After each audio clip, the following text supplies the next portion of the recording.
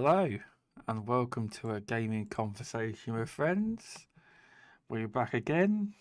I am actually awake. I know, it's surprising.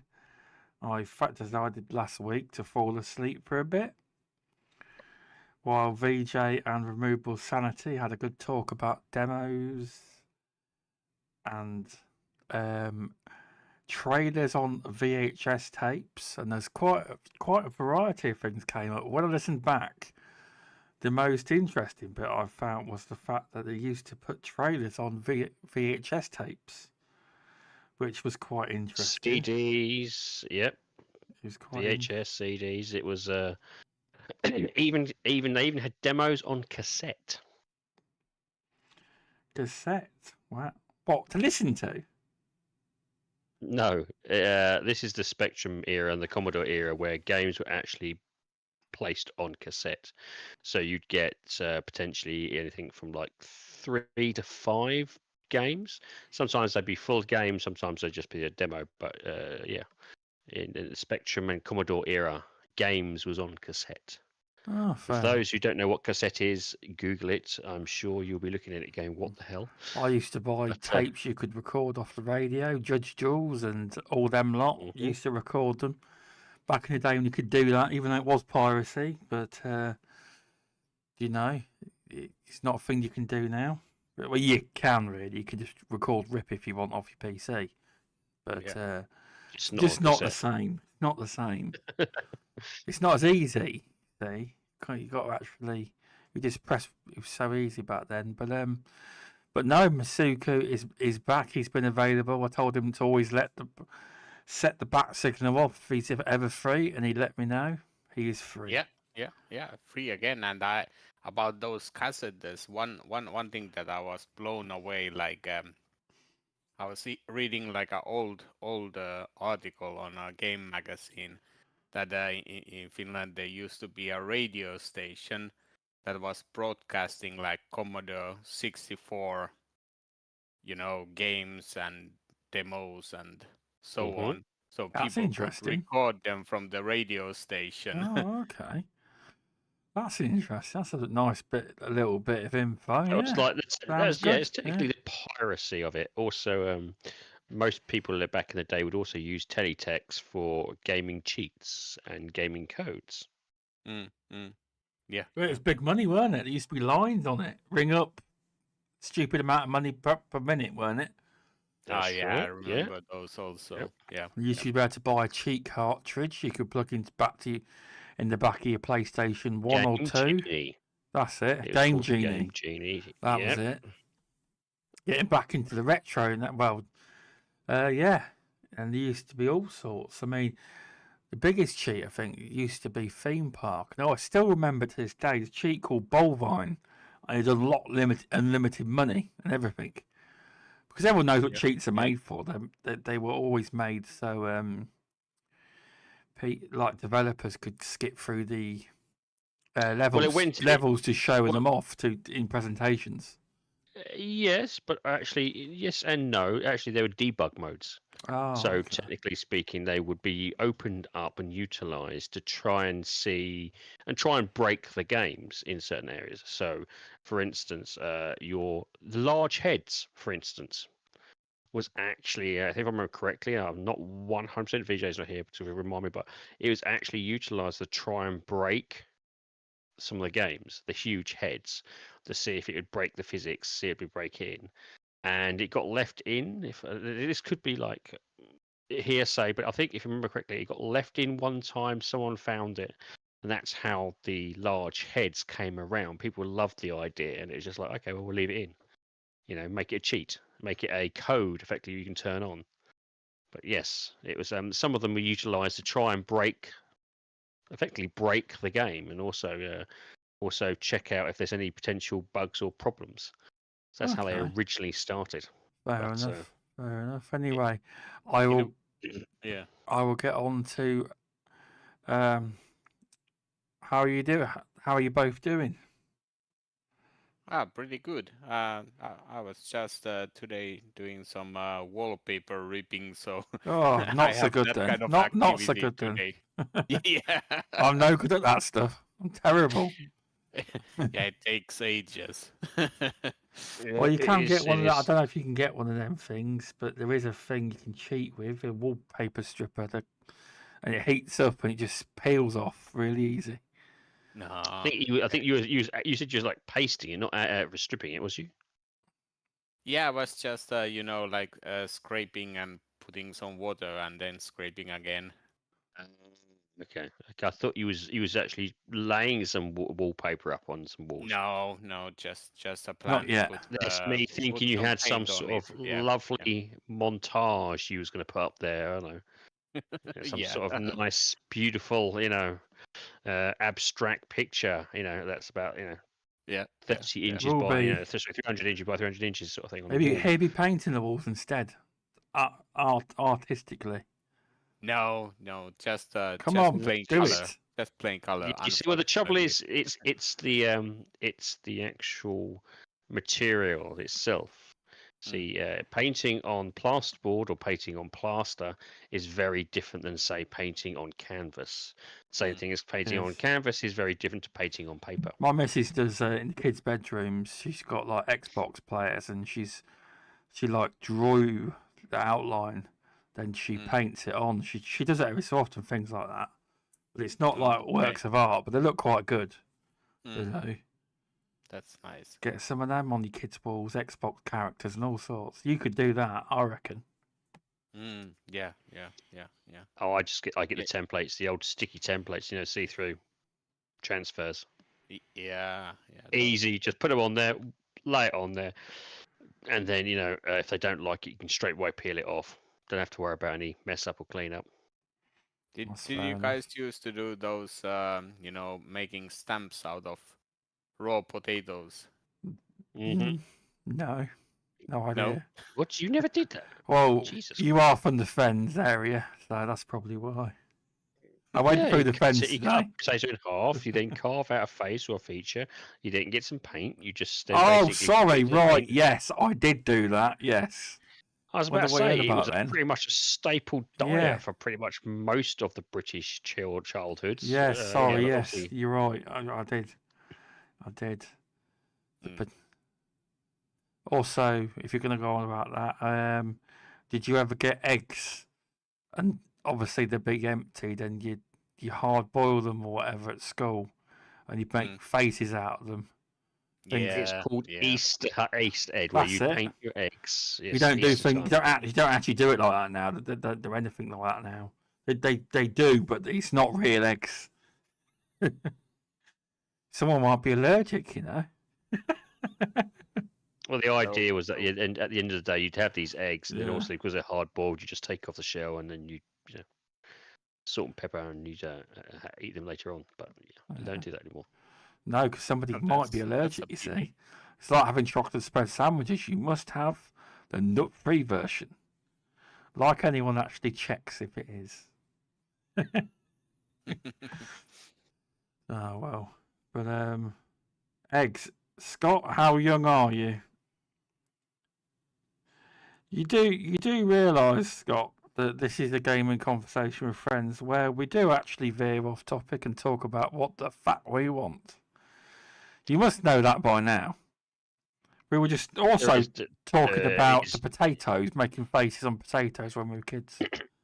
Yeah, there is no steadfast what we'd classify as what was the term? I'm trying to think of the actual terminology. There is no bullet point of topics that we go through. Like, this must be this must be that. We learned very quickly that generally between me and VJ and Masuku will really veer off. Ready, steady, variety. cook. Ready, steady, cook. He's asking. Oh, cool. Yes, yeah. I think so. 1990. Probably did. Scott's one of the young ones. I don't know. Is Scott young? This Is he 1990s. as young as Luke? You had 5 ingredients, He and might you had be. to get. Yeah, you had 5 ingredients. You had to cook within those 5 ingredients within 15 minutes. I remember the name. I just can't bloody remember the program. I have to go on YouTube later and look. Everything's on YouTube. Old programs. How old do I reckon you are, Scott? I'd say you're quite young, so you're probably about 25, 25 to 28. I think 1990 was Ready Steady Cook, so he's possibly a little older than that. If you remember, Remember, Ready... he's, all right, then. he's I'll give going him to be a teenager when he third... saw it. Otherwise... He might not have been. He may have been a kid. Just remembers it. Kids generally, anything above 5 or 6, you're not going to really remember too much. But yeah, I remember Ready Steady Cook. Scott 17 apparently. Luke's just said he's younger than Luke. I know he's not 17. Welcome, Luke. Welcome, Scott. Thanks for coming in the live chat. But he was calling us out on talking about eggs, but everyone knows we don't have a schedule. We just talk about anything that happens to come up. It does. VJ will be here soon. He's just currently busy at the minute. But I thought I'd show off some eggs. Sonic Shadow Generations. As I know, BMG, he's not here at the minute, but I know he loves to see Sonic on our programme. I thought, there we go. We'll show off some Sonic for him, because he loves it. Yeah, he can't get enough of it. Oh, yeah. Luke used to watch Ready Steady Cook after school. 17 plus...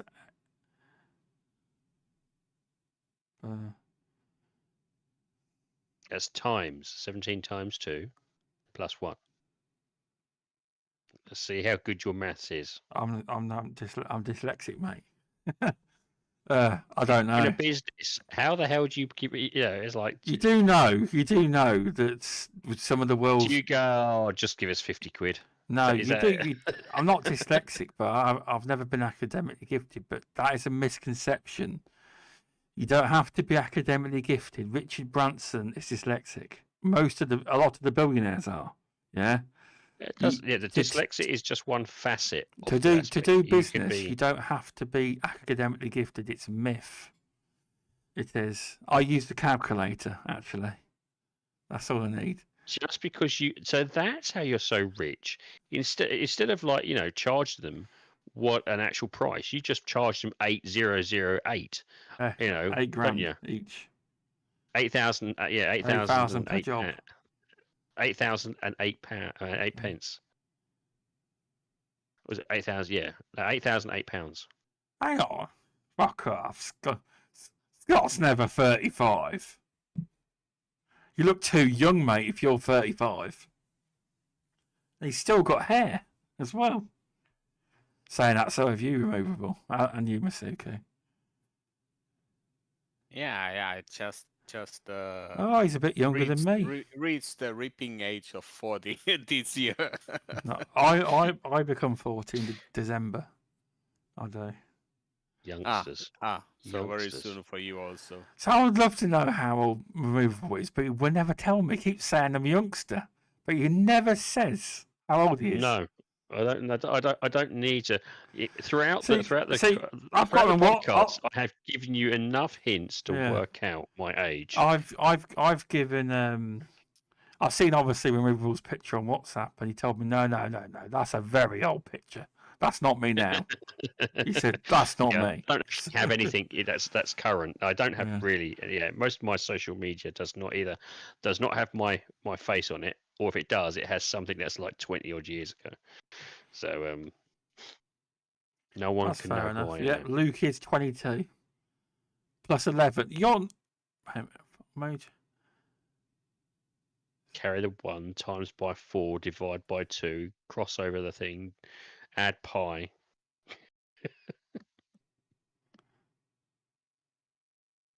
Come on, Stubz. 33. Luke's 33. I thought he was 20. Good. I thought he was in his 20s. Goodness. I'm a bit surprised, I am. I thought he was younger than that. I did. But he's still in his 30s. I'm leaving my 30s this year. I am. And you'll be in your 60s soon, won't you, Removable? Not saying a word. Oh, I don't think you have to work it out. You have to work it out. I don't think you're older than VJ, though, somehow. I don't. I would say, I don't know. I'm not going to say a word. Because let's have a look. I can't see that. Because what's it? Look so I look so young. young and virulent. You do. It's all the MMA deals with the CMA and all the, it's all easy to you. You don't get stressed. But yeah, so do you like the look of the Sonic game? Any of you here too? Are they trying to rip people off for animations this time? No, I think animations well, to be honest with you, animations first came in, if I remember correctly, in terms of a gaming product, it came in Sega CD on the Mega CD in just possibly 1980. What they really? What, they offered extras for discs? No, it was actually they did an animation for Sega Sonic CD on the Mega CD. It was the very first animation for a Sonic game. So it's been around for a good 20 or 30 years. It's just they haven't done it regularly until more recently, where I think a lot more people were asking for it, because they want this, and it's probably easier for them to to do Right, it's now. storytelling. Yeah, it is now. So, but no, the very first effectively anime-esque on a game was Sonic CD for the Mega CD. Oh, cheers! I didn't know that. Thanks for that. Because I think it was one of the first consoles that actually had animation type gameplay. I'm sure I'm trying to think of. Is he back? I'm sure he'd say hello if he was. He normally gives it off. He turns his mic on, does a little cough. Let's let you know. Normally. Yeah. If I remember correctly, I was trying to think. There was another anime-esque game for the Mega CD. I'm trying to think of what it was. It was a car racing game. My brain's gone. But yeah, there was. That's when it was around the 80s and 90s when manga was starting to get more prominent in Europe, and they started then trying to work that in. If you think about it, I'm trying to think of the earliest FMV game. I think the earliest FMV game, and I could be completely wrong, was Night Trap. I remember that one, Night Trap. Yeah, I used to play that as a kid. In fact, there may have been an earlier FMV prior to that. I'm just trying to think. It was a PC game. I believe it's on the Switch currently, that game, Night Trap. Seventh Guest was one of those horror FMVs. Yes, it was a PC game. Yeah. Wasn't it? It was in Mansion. Yes, it was in a mansion. There he is. Hang on, was that VJ? Sorry, that was Masuki. I thought. I'm trying to think of what it was. It was because I actually had it on PC. It was an early. But it was around that period where they started fluctuating and combining FMV into gaming. Actually, yes, if I remember correctly, Night Trap was the first fully FMV game. But FMV was added in to games, and I think it was a PC game. It's going to really frustrate me now. And it was it was a horror game. Well, technically it wasn't a horror game, but it was an early thriller horror. I think it was mouse point and click adventure that had FMV on it. I think that's the case. Again, my brain. This is going back to. Where's Indie Gamer when you need him? Did you hear him there? He just said he was playing it on the PC. He's ex-PC Master Race. Mate, I started on the PC before a lot of people. I was coding. I was doing 3 hours to draw a half a circle on the Spectrum ZX. I started messing around with DOS a long time ago. That's why, I've been there, done that. I still work on PC now. I just prefer, RemovableSanity. It was so funny, like I was going through one AI education, and they had, this kind of on this lecture, they were showing, like the lecturer was showing how to do some very basic animation and very basic games by, this prompting. So I was really laughing, like they made this kind of examples of, explosions by like, gradients of, circles coming and expanding.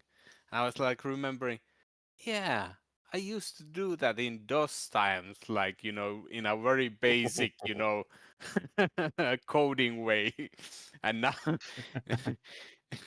now we have like machine Yeah. learning and AI doing it for you. Oh yeah. So just to come back, it was at night for the very first, I would say FMV games ever wasn't actually Night Chap. It was actually Dragon's Lair, and I remind myself now it's Dragon's Lair. I remember playing that. Yeah, that was in the Dragon's Lair, arcade which is even. 41 years old. Yeah. And I think the How old were you when you got that? Not telling you. Yeah, I'm trying to think of some other ones out there, but apparently some of the very earliest ones. The other one was Phantasmagoria. Yeah. Phantasmagoria. That was like it got rare reviews. Like people were really hype about that game back in the day. Yeah, I but never got to that game. yeah. So Dragon's Lair was full FMV, but I think Nightchat was the first full what's it called? Digital FMV. It's like it was human FMV. So it was more, human characters versus the other one was, if I remember correctly, it was more animated.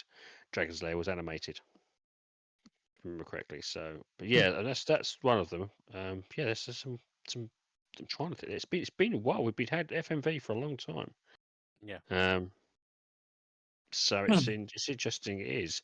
I'm trying to think. Is it the 11th hour? That's another one in there. That's in there. Christ, there's so many. Oh yeah. What was Dragon's Lair? Did you say? Dragon's Lair. It was no. It was Dragon's Lair. Lair. Dragon's Lair. Is VJ back?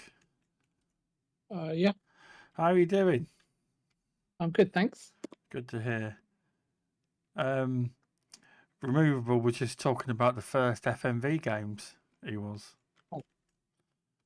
He says, "Where's VJ when you need him?" I don't know about that.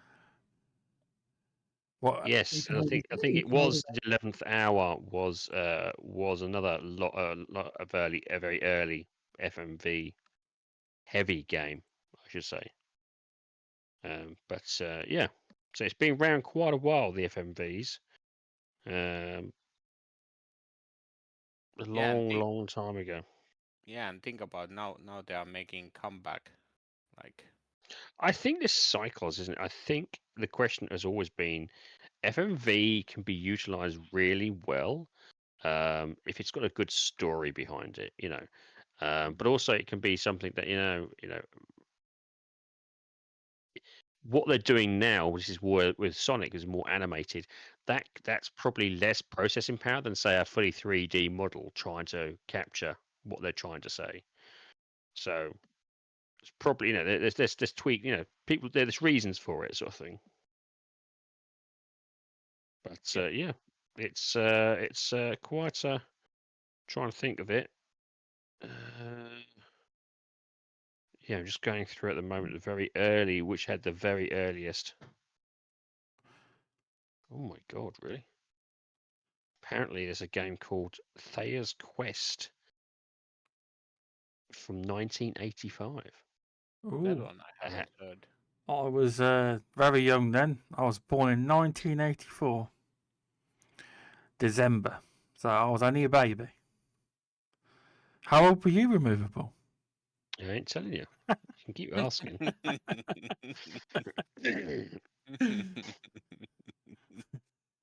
Christ, I'm going. Do you know what? I'm going through the list of very early FMV.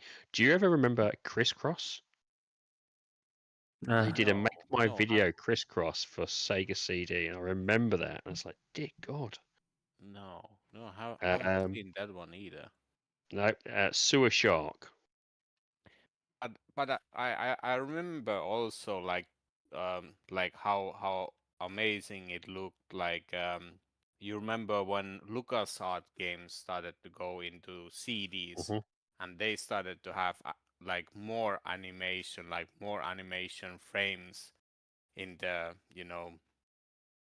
in these point and clicks, and I was really amazed, like seeing Yeah. those Sam and Max, and then there was Full Throttle, and I think most of those classical LucasArts games have been remastered, and they are now playable. Yes, I think so. Yeah. Yeah. It's yeah, no, it was definitely some of these early games. It's they're bringing back some memories for me, sort of thing. But yeah, so it's been around for a while, but I think that just now it's more a case of it's being utilized for computing purposes. Maybe it's easier to tell the narrative with anime-esque FMVs, which but definitely Sonic was definitely the very first one was definitely Sega Sonic CD to have a Yeah. Sonic Yeah. FMV in it. Because it was actually the trailer, it's actually the intro for it. And if I remember correctly, and VJ know this, it was a particular. I think it was one of the. It was a. I can't think. Was it the Sonic creator who did the actual anime for it? I know it was it was quite prestigious. Of the actual the person who did it. I know I'm trying to think of who did it, but it was a prestigious person at Sega that kind of set it up because they wanted to make the Sega CD much more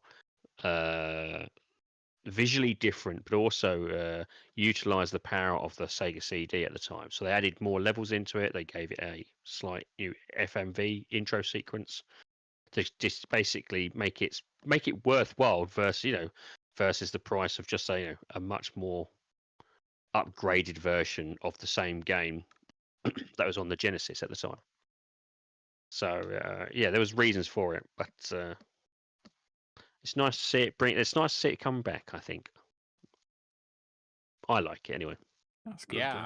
I like this some Barlow, like he really utilized this mixing of game and video in a really smart way, that it's pretty hard for me to even imagine how he managed to do it. So because it's like so branching and so intertwined story, and it's also interactive, and still it works so that the gamer can puzzle in the end everything together, what has happened in that story.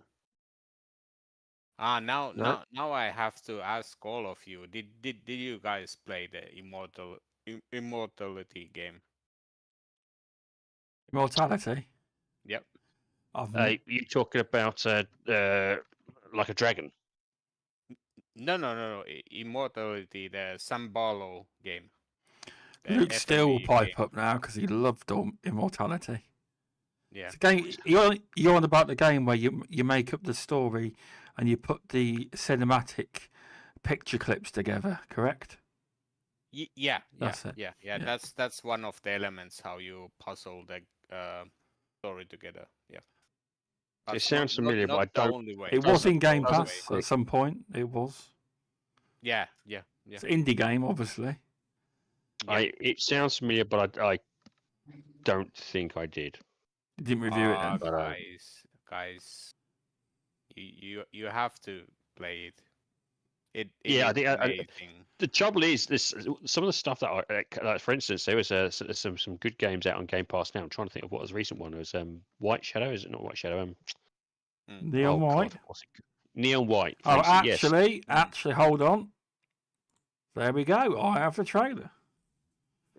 So, for instance, that is in Gamepass, and I'd like to get round to playing it. I just haven't got a chance to play it yet, because I'm either Oh, it looks doing quite good. I variety of. haven't actually looked at it now.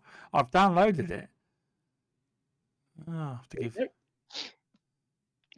It's one of those things I haven't had chance to kind of jump on and play yet. So Yeah. This But is it's- this one is definitely interesting looking one. and this is it's as I said, it's supposed to be. I saw this was a couple of years, wasn't it? There was a trailer for this a couple of years ago at one of the E3. Yeah. I guess it's came to Xbox like later. I think I have seen this on some other platforms. I think it was PC. Ah, okay. I think it was PC. I'm not 100% sure. So yes, but it's one of those things. Yeah, I haven't had a chance to kind of jump onto that. But it's one of those things with a lot of Game Pass games. It's either I've already got some of them, or I'm just too busy to kind of jump in and play them. Like the one I've been playing at the moment that's coming out soon is the and I think that you played a bit of it as well as Katsui. Not is it? Yeah. My brain's going. How did you say it? It's Oh God. You on I'm trying about to the think. game you asked me about earlier in the DM? I've got the trailers Yep. for you. I don't know how you say it. There we go. That's the thing. My brain. I'm trying to remember the actual how the Trailers actual on phrase now. it. But yeah, this is again the demo's out now, so you can play the demo. And then it's that's out in about 3 days time. Yeah, sorry, Luke said Immortality. It came out a while ago. He has it on Steam. It's very good. Yeah. I agree. It is incredible. If like you love movies, you are going to be amazed how they make it. I do remember it. Yeah, I do remember it. It sounds familiar. Yes, I do remember it. It is. It does sound really cool. So yeah, this is the game that one of the things that me and you have tried, isn't it? Sort of thing. Yeah. Don't go with it as much as I did. You kind of found it as a little different, too much. What you go for? Yeah, I was listening to you last time. Yeah, I pretty much agree with what you're saying.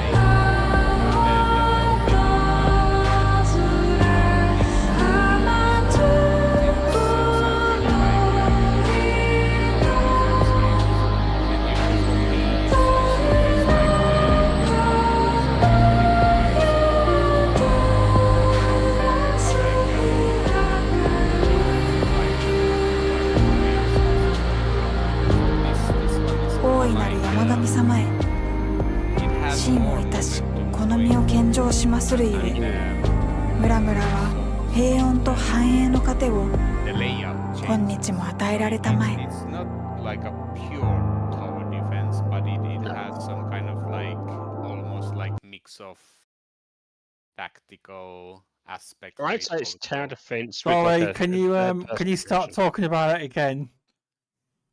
I had the music on the trailer. Luke's just told me. Sorry. Ah, Sorry Yeah. sorry for blasting everyone's ears out on podcasts and live on Rumble and YouTube. I do apologise. Thanks, Luke, for telling me. And also to rebut, Luke was talking about Neon White's very good. He's got it on Steam, but he also said that Immortality is very good as well. So sorry, Yes, rewind. I apologise. So again, Masuku, Kunitsu, your version. Just saying that it's like not exactly like a pure tower defense, so it doesn't have that strong optimization loop like in many tower defense games, because you have this momentum forward, and you when you are going forward with your this is it called some kind of shrine maiden, or who we are protecting? Yeah. Yeah, so it's a shrine maiden that basically you have to get the shrine maiden from one side of the map to the other side of the map to open the door to move to the next, basically to the next arena. And during that period, a day and night cycle will turn. During the day, you'll move this young lady forward, and she'll slowly progress. And then during that day cycle, you'll basically explore the map, try and open up the map, try and basically gather some resources, which will be humans, which will help defend when the night turns over and monsters come through.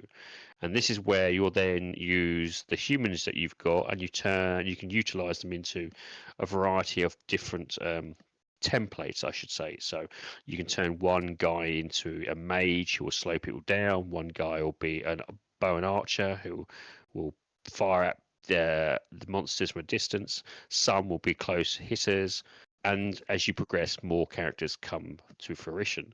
Then, whilst the night cycle happens, you can set these humans, these NPCs, up in various locations around the map as these waves hit you. One of the good things I quite liked is that you can move these characters around at any point during this period. It's not just a static sort of situation. It's not like, here's my defenses, and now I just have to watch it happen. Here you can basically, at the same time as being attacked, it turns into your main character is like a third person hack and slash aspect of it. But at the same time, your NPCs, whilst you plant them around the map, you can move them around and just basically, change things up if certain things are getting a bit too hectic or they're managing to push through towards your basically your maiden. And so I would say it's more of a tower defense with a third person action slash. Yeah, that's a game. It's a blend of two different genres. So it's not the closest I can probably describe, and I think I mentioned before, was Brutal Legend. In terms of where you can set up these maps and these battles, and then bring characters in and out whilst you run around trying to beat the hell out of stuff as well. So that's how I quite enjoyed it, because it's something different, and I do like different.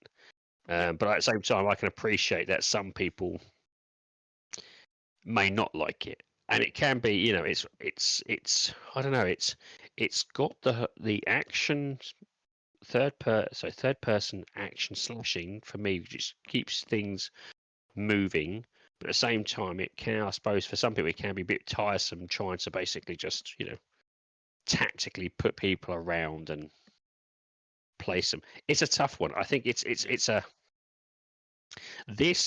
going to be one of those games, and I think I've said it before, it's going to be Marmite.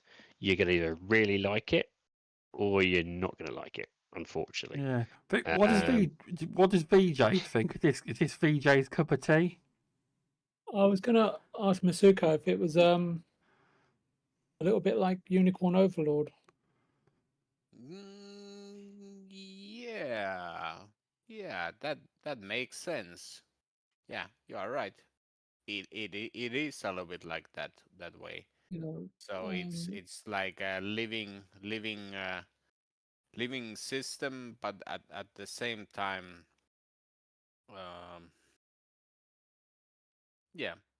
I think it's pretty suitable comparison, like how it works in real time.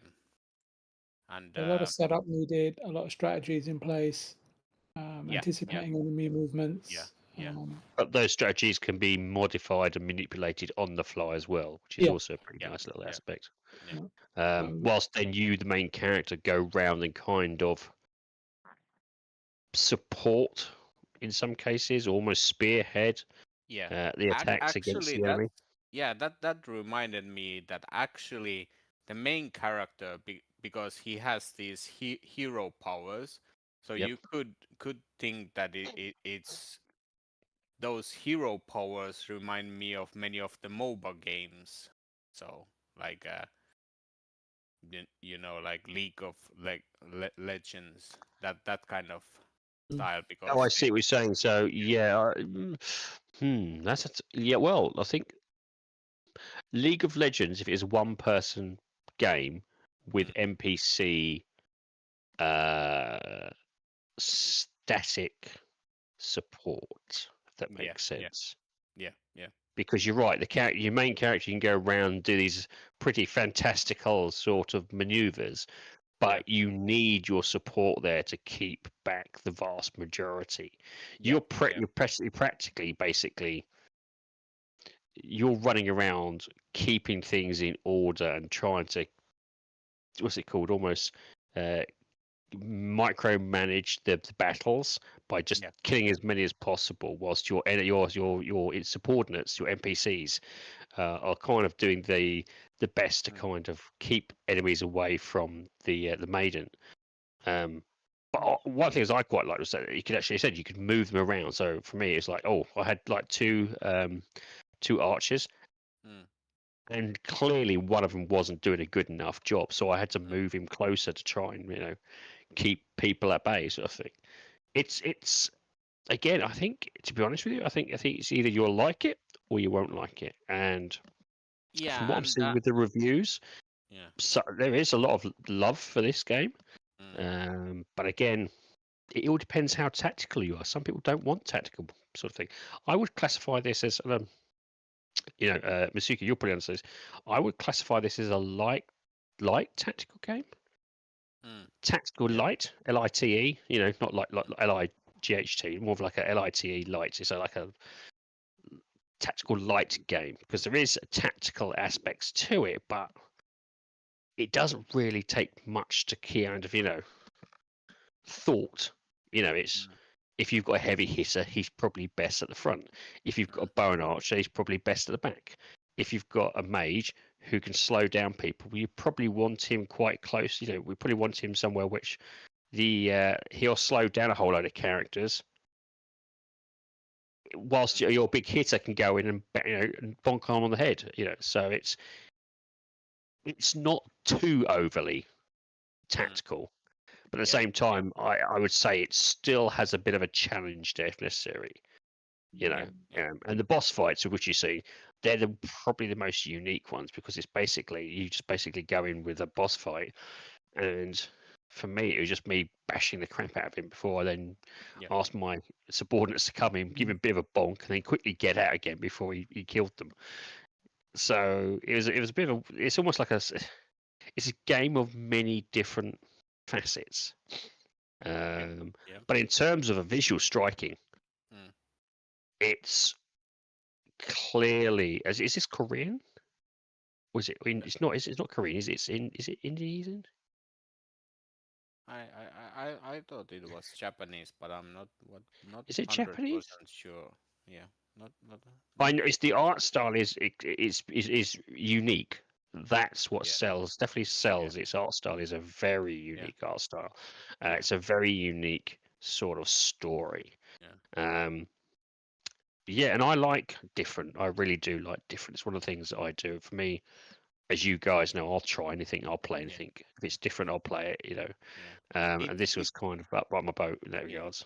But it's really a pity that this game's like marketing, the trailers were not giving any idea what kind of game it is. And when the trailer, if you look at this trailer, I would say you think this is a third-person action RPG. Yeah.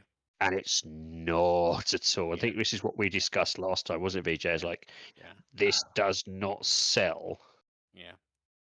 This game. It doesn't depict what it's actually offering. That's why I said it's almost close. I think I mentioned it last time. It's like it's almost close to a false advertisement, but it's on the cusp because what it's showing you can do, but just not if it's just not the way. I think Masuko's right. The fact that when Capcom normally has a new IP or a new game that they're launching, they normally do a few videos just to sort of present the game. And I suppose they don't want to do that. They probably think that might just turn people off versus letting it come out and then becoming popularized via word of mouth. Maybe that's their strategy. I don't know, but Like I think think that, it's just based on the fact yeah, that Removable said it. You know, if the game is, it might end up being a little bit like Marmite, then perhaps they've probably considered that and sort of like, let's just let the game speak for mm, itself.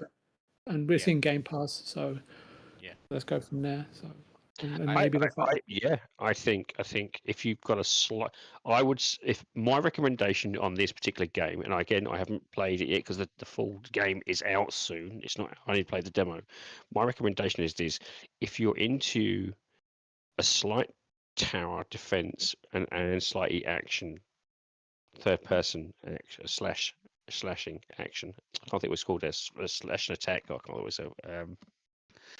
What's the term? But my term's going. If you like, yeah, that's it. If you like that sort of thing, this would be up your street. If the tactical size is something that would put you off, because it's not a hack and slash, I would try it anyway and see how you get on with it. If tactical is just a complete no-no to you, like Stubz and his favourite Gears of War, then clearly this is something that you're not going to end up entertaining. I know. But it's one of those things. It's unique. It's different. It's one of the things I don't see a lot of these days, unless they're in the indie gaming scene, and it's a game that's taking a chance. It's a new, fresh IP. It's a new way of looking at things, new way of playing things, and to be honest with you, I like games that are willing to take a risk, and clearly that's what they've done with this one, and so it's up to it's up to the gamers in this regard.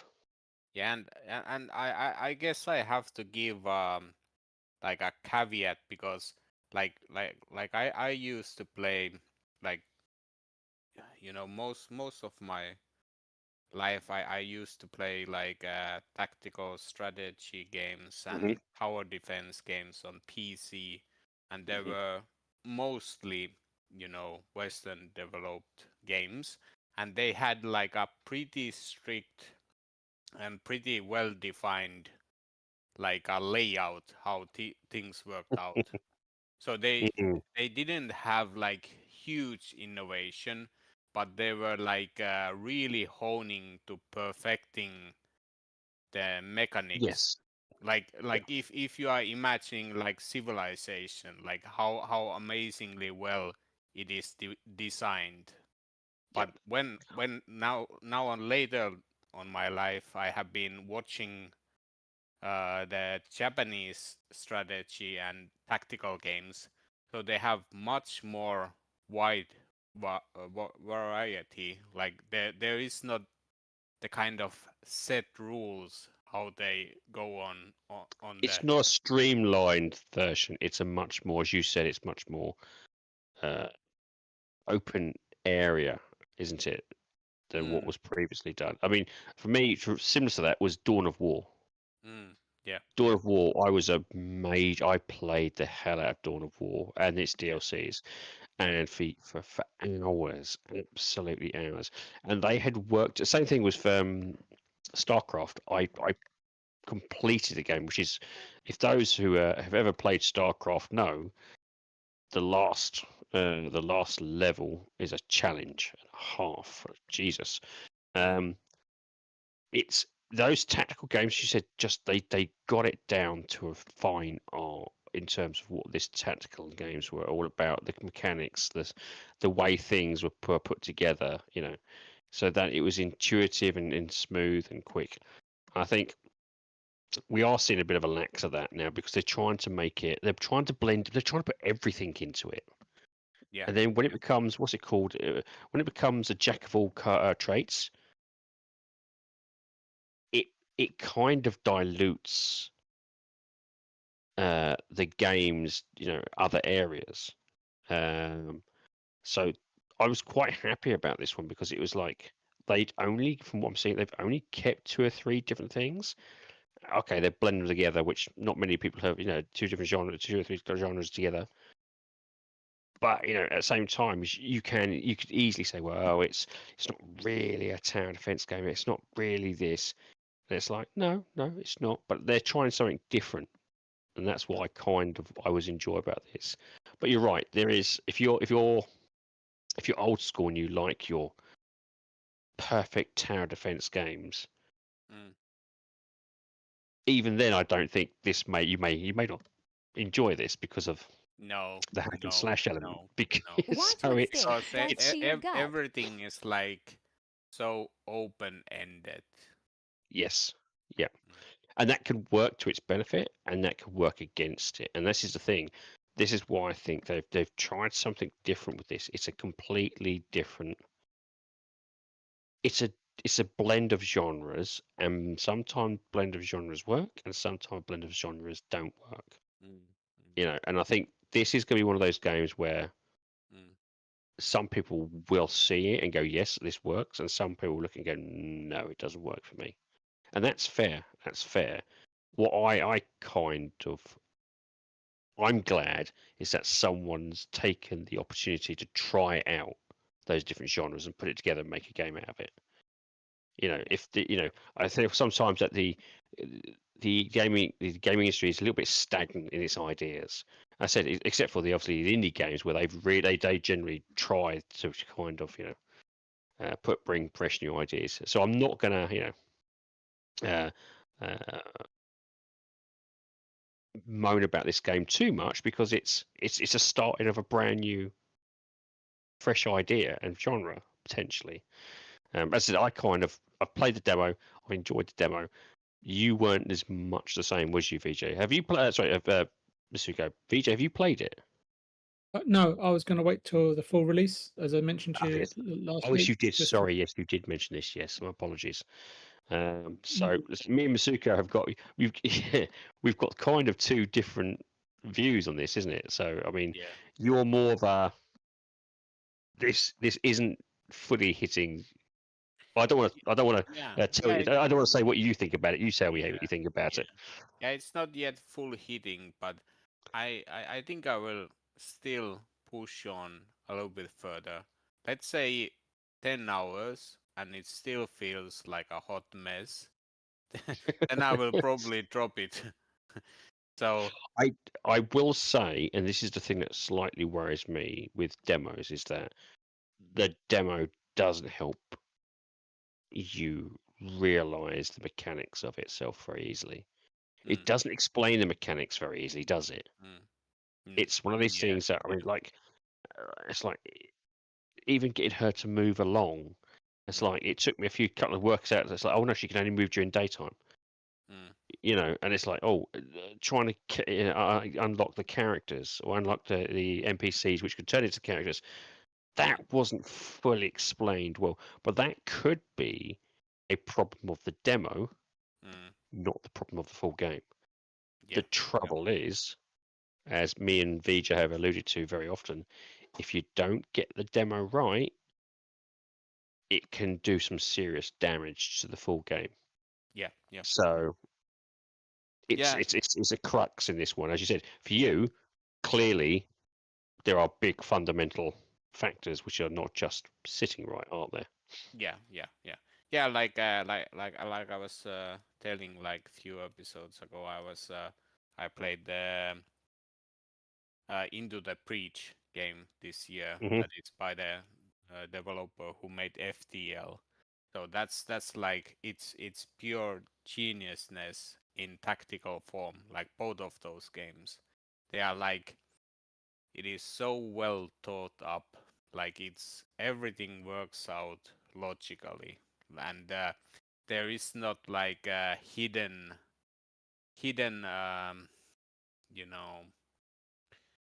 it's well laid out on the table how the mechanics work, and it will take some time for you to understand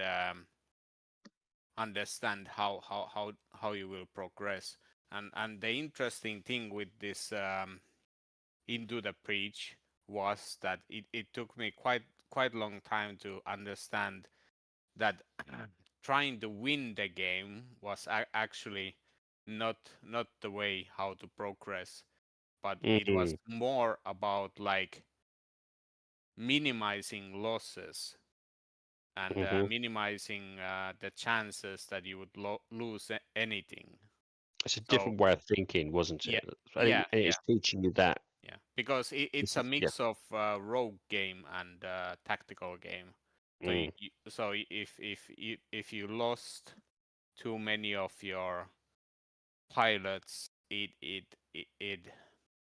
would be too hard to come back from it, and you couldn't reach the end of the game.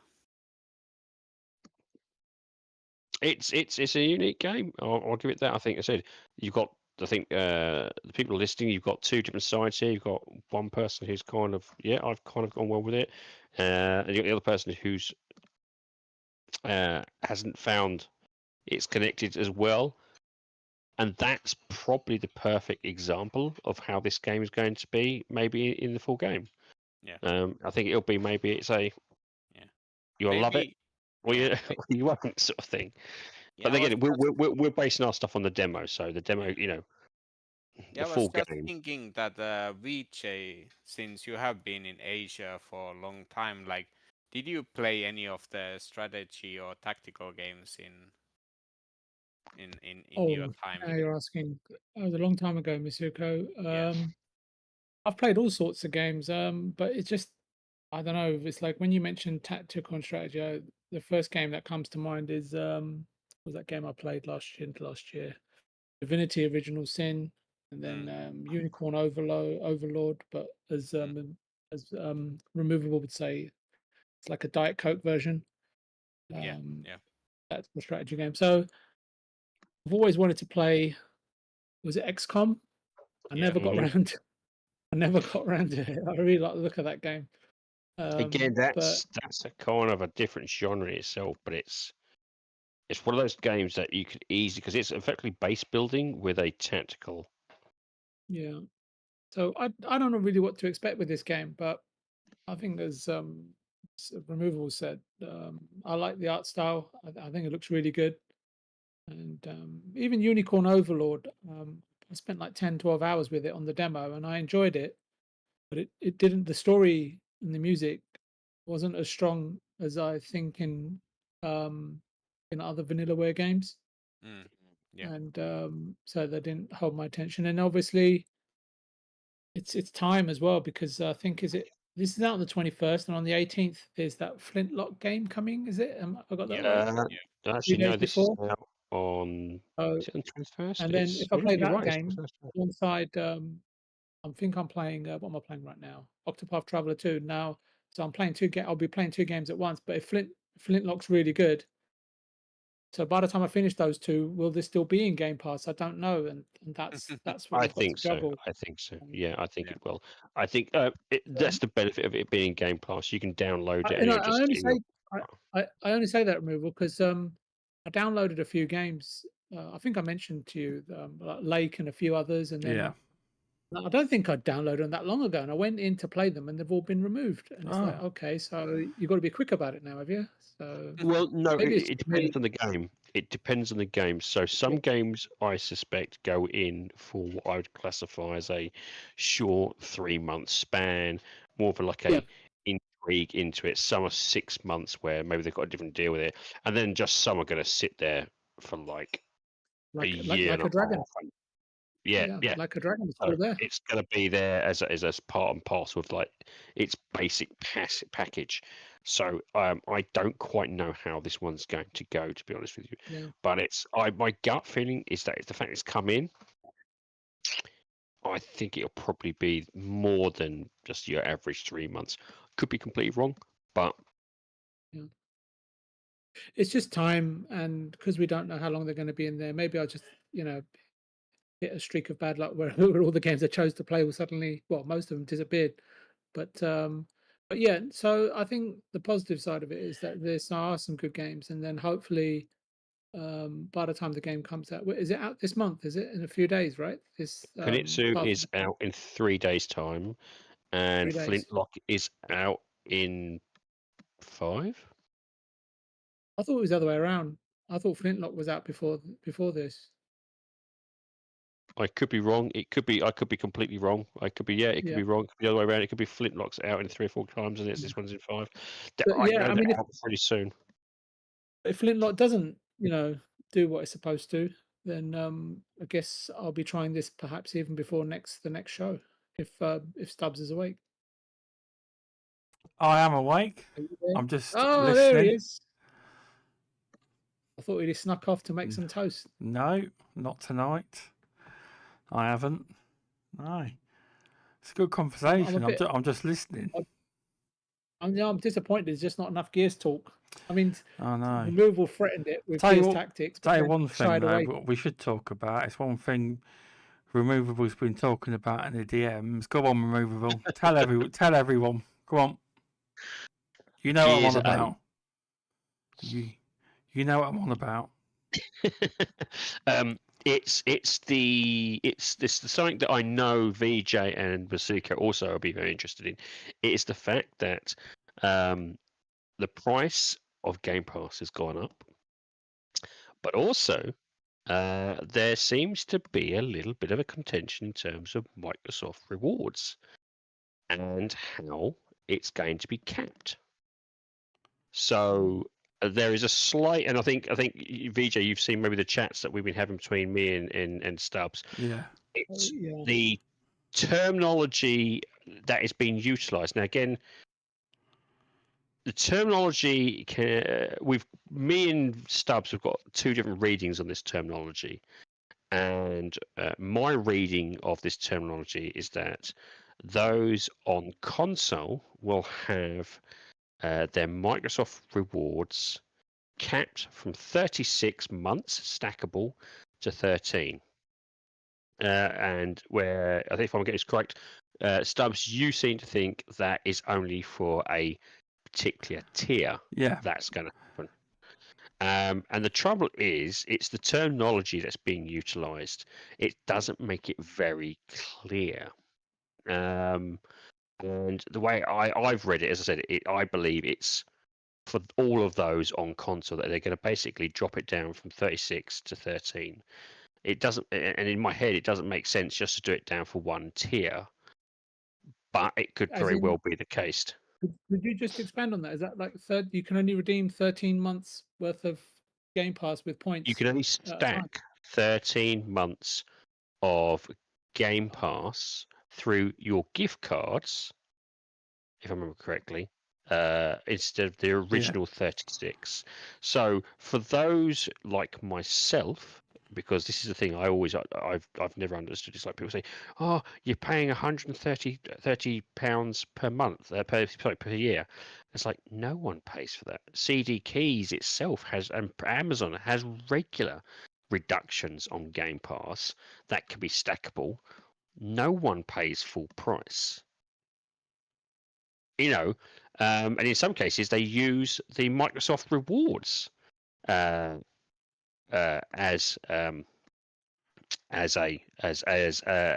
for basically using buying Game Pass. Which, if I remember correctly, did I put in this? Was there something I put in the chat saying that's actually being capped as well? You put something where somebody put something that they received an email. I've still not received one. Now, it was either, as of December time this year, auto redemption on Game Pass is going away, or Game Pass itself is going away from Microsoft Rewards. And I hope it's just the auto redemption, because that doesn't really matter. Auto redemption. Well, you say that, but again, if it's the auto redemption for Game Pass, people like, if you're a poor family, or if you're people like myself and VJ who do stack, do go quite heavy on the rewards, that could be useful. They may use that for Game Pass. Now, what I'm saying is, though, you could just claim Game Pass rather than auto redeeming itself. That's what I mean. Well, again, this feeds into the 13 months stackable, you see. Yeah.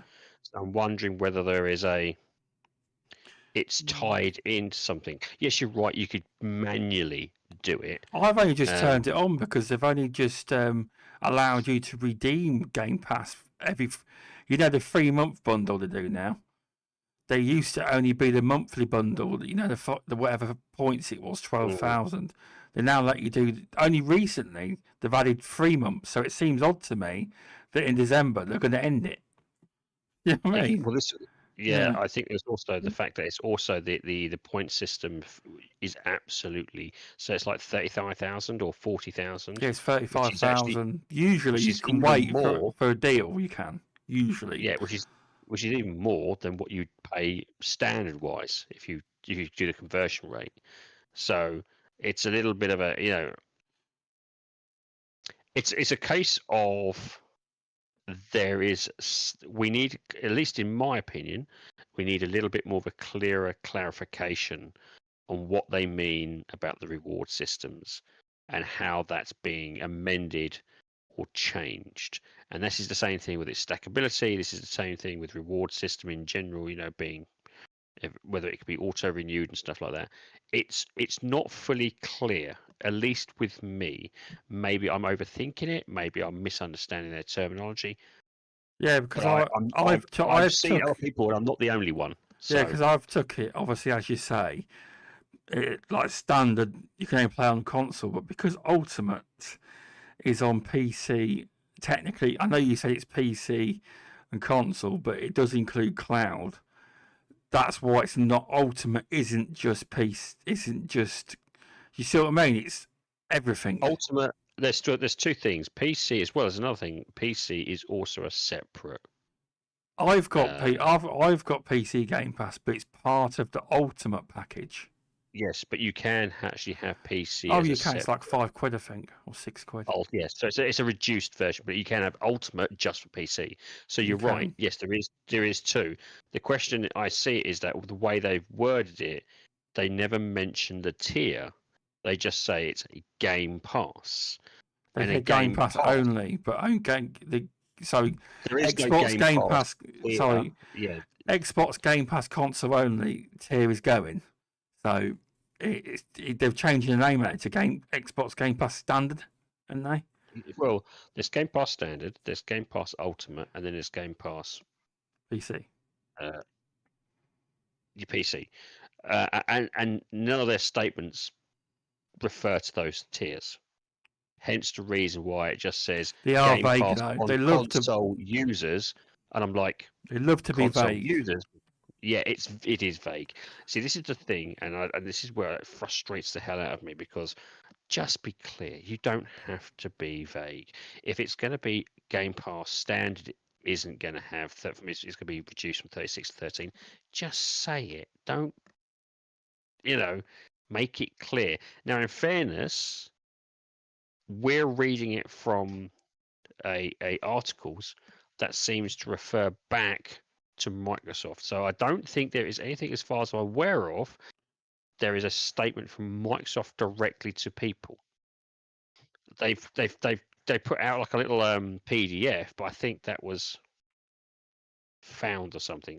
There is nothing, as far as I'm aware of Microsoft stating it directly about the stackability. Yeah, I mean, we'll have to see. I knew eventually that they would remove Game Pass from Microsoft Rewards. I'm hoping they don't, but eventually I knew it was coming because they want to make some money. Well, to be honest with you, Microsoft Rewards, I remember when they first brought it in, you could purchase a game with Microsoft Rewards. You can't do that directly. So you go in, you go, right, because I bought Elden Ring directly with my Microsoft Rewards, and it just gave me, bam, that was it. And it took out all the Microsoft Rewards from my total. Now you can't do that. You have to go in, purchase a Microsoft Rewards card, which will then credit your account, and then you can then purchase a game. God. Yeah. Usually what they do is give you a code, don't they? Well, they do a Game Pass. They give you a code for it. Well, basically, no. What you can do, it's either a code or does it credit it directly? I think it's either two. It's one of those two things. I think it's either a code which you get, which you can then redeem it, or it credits you 3 months. Or it gives you credits to £25 or £10, whatever it is that you've chosen, straight to your account, and then from that moment on, you then purchase your product. Whereas originally, I did it with Elden Ring. I'd click on Elden Ring. I say, can I use my game points? It would take out the money from game points directly, and that was it. It was done.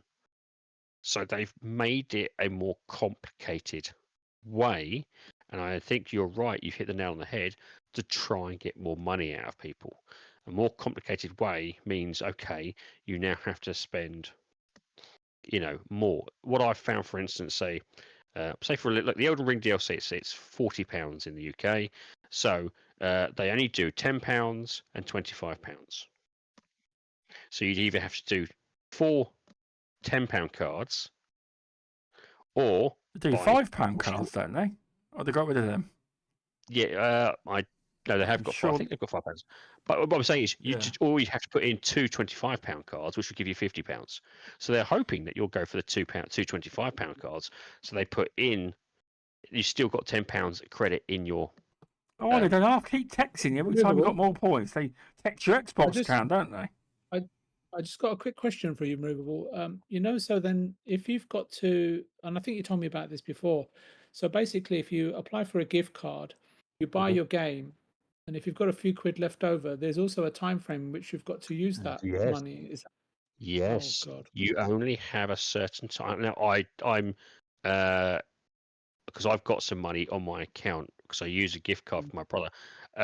There is, and this is really what pisses me off, is that I'm not. I've got to look into it. I can't remember. I don't know the time frame, but I think it's either 6 months or 3 months. If it hasn't been utilised in those 3 months, they take it. Money for old rope. Money for Rob. And do you know what's even more frustrating? If you Go look on. carefully at the pricing, they will always get some money. So, for instance, you'll have a £14.99 game. You'll have a £6.42 game. And at the end of it, after you've bought a number of games, you'll always have a couple of pence left over, which you have to then either buy a new card to use, or you lose that to Microsoft. If you think about it, they've got 30 million people there. All the pennies add up, don't they? Very much so. So Asuko, you pretty much run Game Pass during your lunch hour. We obviously know that, and we don't tell anyone about it. But what do you make of all of this? All these all these gripes that me, Stubz, and Removable have got. Yeah. Well, like I was trying to figure this out, but I think that I am this kind of personality that is trying to min-max too much in life, and I never feel like I am getting enough value in Game Pass. So it works in my mind that I am all the time, like when I have Game Pass on, I'm trying to utilize it as much as possible. And then when I'm not able to utilize it as humanly possible, I feel like I'm losing out. And I don't want to feel like that. So pretty much like nowadays I just like order Game Pass like a piecemeal. If I see one interesting game, I'm like, okay, it's on Game Pass. I can order it now, and the main purpose is to play this one game. And if I have during the 1 month some time to play something else, I will do that. Are you like me, Stubz, and Removable, where sort of you collect the points, or do you just ignore the collection of points and just pay for that 1 or 2 months of Game Pass out of your own pocket? Yeah. I normally has just bought it from the the key sellers. Oh, okay. So you just pay for it on your credit card. Yeah. Is that what you get told to say? These points they weren't even available in Finland for very long time. So they came available maybe half a year ago or something like that. So I was trying to collect them like some time, and I was like thinking, okay, this is even worse than me trying to optimize for Game Pass utilization. So this is even less enjoyable thing for me. Yeah, So it is. Well, this is the thing. It's a convoluted system, and you really have to put effort into it to get the most benefit out of it. Now, in fairness to Microsoft, something for free, effectively, that's what it is. Something for free. A convoluted system, okay, I can kind of put up with it, because you can earn points playing games, doing challenges, and that racks up. You can also earn points by going onto their website. And the one I use always the time is I go onto their Bing search point, do that search point, do the little the Bing little challenges and stuff like that every day, and that gives me a nice chunk of points. And to be fair, that takes me, if I'm really honest, it takes me about 10 minutes a day. 10 minutes a day, I've got effectively something for nothing. Well, it's not something. I've done. It effectively feels like a survey. You do like a survey, you get something, you get 10 quid out of it. It's something like that. I've done my survey. I'm getting my rewarded with points, and I keep doing that over enough time. It builds up, and so I can convoluted it is. It's fine. Yeah. For me, Yeah. the crux of the situation for me is that there are people out there who aren't rich, who are struggling day to day, and they probably see the point system as their lifeline to Game Pass. It is their lifeline to Game Pass. And you can say, people say, if it's too expensive hobby for you, it's like, no, hang on a minute. There are people out there who've probably, they've managed to scrape together something, and this. Yeah, it's an umbilical cord. It keeps them from going off the deep end. And so I always look at it as the very lowest common denominator. This is why I don't understand the fact they've got rid of the. I can understand why they've manipulated or reduced the standard tier now, and I can understand that where it says you don't get day one Game Pass. Okay. That's fine, because to be honest with you, you're still getting games. You're still playing those games. You're just not getting day one. So to be fair, I can actually understand that. Okay, fine. You may just get them like further down the line, like a year later or something like that. That's the thing. It doesn't actually say, but it does. I suspect so. Yes, it probably just comes in 6 months. Like the Sony service then. Yeah, and that. So, and do you know what? Fine, I can understand that. But, I can. I'm just like wondering, like, if money is that tight, so wouldn't it be easier for your mental health just to walk your local library and borrow some games? Well, the trouble is, borrow games. You don't have that in the UK anymore. Yeah. And this is where we've lost. All right. We can't borrow games anymore. There's a lot of places now that don't do that. So see what was happening with Suko is that everyone in the UK was going to libraries and borrowing these games, and then later it was not bringing them back. It was revealed that they weren't taking them back, and what they were doing is that they were shoving them into brown envelopes and shipping them to some bloke in Finland, who was then selling them on the grey market into East Asia, and then sending back a 20% dividend to all those dodgy blokes and girls in the UK. Yeah.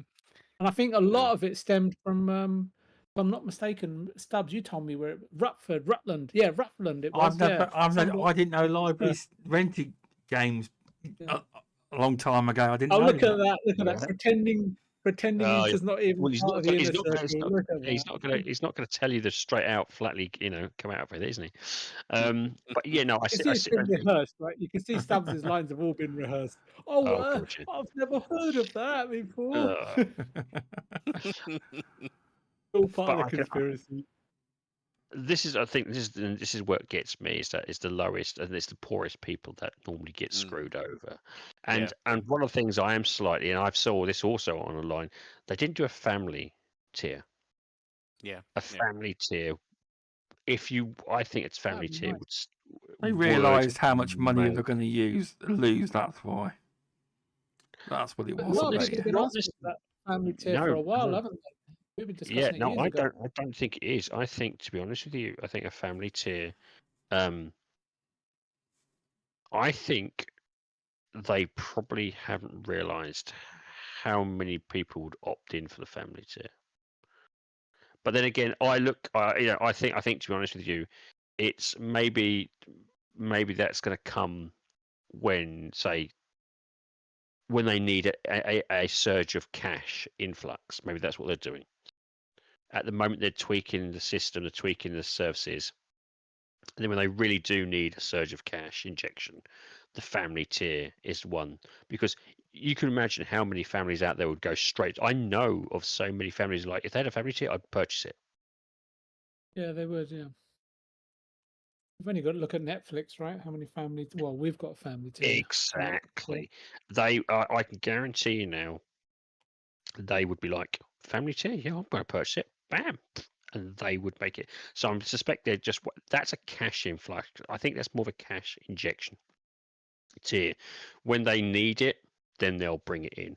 At the moment, they're just tweaking the tiers to maximize profits, and that's what it is. It's maximizing profits. And it's the same thing with the reward system. They're tweaking it to maximize profits. And I think, okay, that's fair enough. The same thing with the price increase. It's a pain, it's a sod, especially with the cost of living, cost with everything going up. And I think a lot of people are feeling the price increase, even though at least in the UK it's only like a couple of quid more. £2 more feels a hell of a lot more when everything else is also going up. When your Netflix is going up, when your bread is going up, when your milk is going up, when your electricity is going up, that feels so much more than, say, if it was, I don't know, 2 years from now, or even prior to COVID. Yeah, I was going to say, Maru, but it feels. I mean, everyone's going to be different. It seems like it's gone from a very good option to a good option, and for some people, it's gone from a good option to a decent option, and for others, it may have just gone from a decent option in Game Pass going to, do I need it? Yeah, a bit like Basuku. He says he only utilizes it when he feels like it, and that's a perfectly valid way of dealing with it. And now I suppose he's looking at it, it's like, that's an extra couple of quid now I've got to spend when I feel like it. Yeah. And now that's going to play on his mind. It's going to be like, do I need to? Yeah, it's more of my own personality traits that are the limiting factor. But to be honest with you, I suspect you're not the only one that does stuff like that. Yeah. This is the key. This is the key thing: is you are not the only person who just goes in, sees a game he likes, purchases Game Pass, so I don't know, a month or 2 months for that period, plays the game till he's done it, and that is still a perfectly good, viable option for them. Versus the people like myself and VJ who are literally, if we can, we'll try and stack up 3 years worth of gameplay. So it's a very different, and then obviously it's the cost as well. I'm not rich by any means, and that's why when Prime's doing deals or CD's Keys doing deals, I try and purchase something when I can. And it's so, to me, I'm not. I think it's the timing, and unfortunately, and this is me not defending Microsoft, but I think Microsoft probably, the timing's bad, but it had to do something, maybe. That's the way I look at it. It's just like they probably didn't want to. If they knew COVID was going to hit, they probably would have done it pre-COVID. Or if they could egg it out for a bit longer, maybe a couple of years down the line. But I think at this stage, there's so many things that have hit. They've been hit as well in terms of manufacturing costs, in terms of timescales costs, in terms of everything. Their prices have also risen. I suppose it coincides with a couple of quid to us. It's a lot of money for them for the last calendar quarter, right? Kind of helps to pay for sticking Black Ops in. If you think about it, 30 million at £2, that's 16. Well, I know they've round figures, but 60 million. 180 million for the quarter. Exactly, but it's like we were saying, VJ. Sorry. So it's like we were saying when we spoke last on the phone. We were saying about when Game Pass isn't growing, just put your price up a couple of pounds, and we've got some more revenue. It's like a 10%, without growing. like a 10%, like a Yeah. 10% user install base. Yes and no, because that can Some people will leave ways. because of it. Yes. And the thing is, it's that fine tuning of people leaving versus people accepting it and going, all right, fine. And Do you think that the vast majority would? I don't know if people would leave. From what I'm gauging, generally the couple of quid or a couple of dollars that it is going up by, I think they did the right thing. When they whack it up again in 6 months, let's see who stays. Now that's exactly a very good question. If in 3 months' time or 6 months' time they whack it up another $3, well, all of a sudden that's another $5 in a year. Now you've got $5 increase, and that is going to make people think a lot harder. And if they bring it up again in another Netflix version, so say in January they knock it up another $3 more, well, all of a sudden that's $8 that's increased. The last increase doesn't seem that long ago to me. In fact, I will look it up. I will. Kind of still fresh in my mind. It may have been a while ago, but it's still quite pretty fresh in my mind. That's why I was surprised. I said it's going up again, is it? 2019? No, it wasn't, because I bought my Xbox in 2020, and it was definitely somewhere between then. When I was I think it was less than 2 years ago.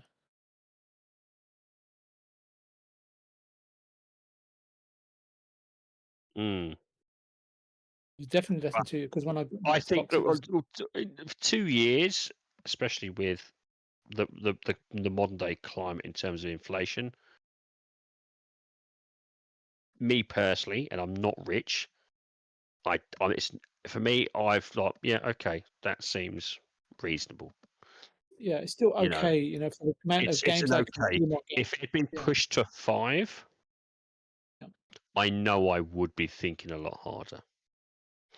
I suppose with the influx of first-party game, well, you say the first-party games like with Indiana Jones and is it Black Ops, and I can't think there are a few others coming in the final quarter. So it's worth it. I do consume a lot of Game Pass games, but then my taste for in games like Removal is quite broad. So I don't just play Gears, for example. Exactly. So I'm fortunate in that sense. So I think if you've got a broad gaming horizon and I play more than Gears of War, then as I think as Removable says, the $2 a month is it's still a good deal. But if it starts to go north of that, I would say if you're am I really consuming enough games, or am I pressurizing myself to consume enough games? And where I could just buy those games and play them on my own time, or even if they leave Game Pass, it doesn't matter because I own them. Then it suddenly starts to become something to think about, and everyone's got a very different threshold when it comes to that. Exactly. So you'll have your, and I know of a couple of people who go, it's like, well, what do you use Game Pass for? And they're like, first-person shooters. And I'm like, that's a very tiny slither of games that you're utilizing. And so in their head, if they're only first-person shooters for Game Pass, that's what, I don't know, 6, 7. I'm including the indie games here as well. 6 or 7, 8 maybe games there. And if they don't like a good half of those, well, that's 3 games. Well, all of a sudden, those 3 games is like, well, I'm not saying I'm not saying they spend full price, but say they are spending full price.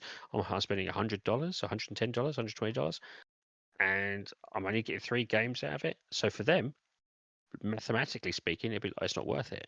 But then, as you rightly say, for people like ourselves who consume a vast array of different genres, well, it makes absolute sense for us. I mean, you yourself, you've probably gone through about good 10 games already this year.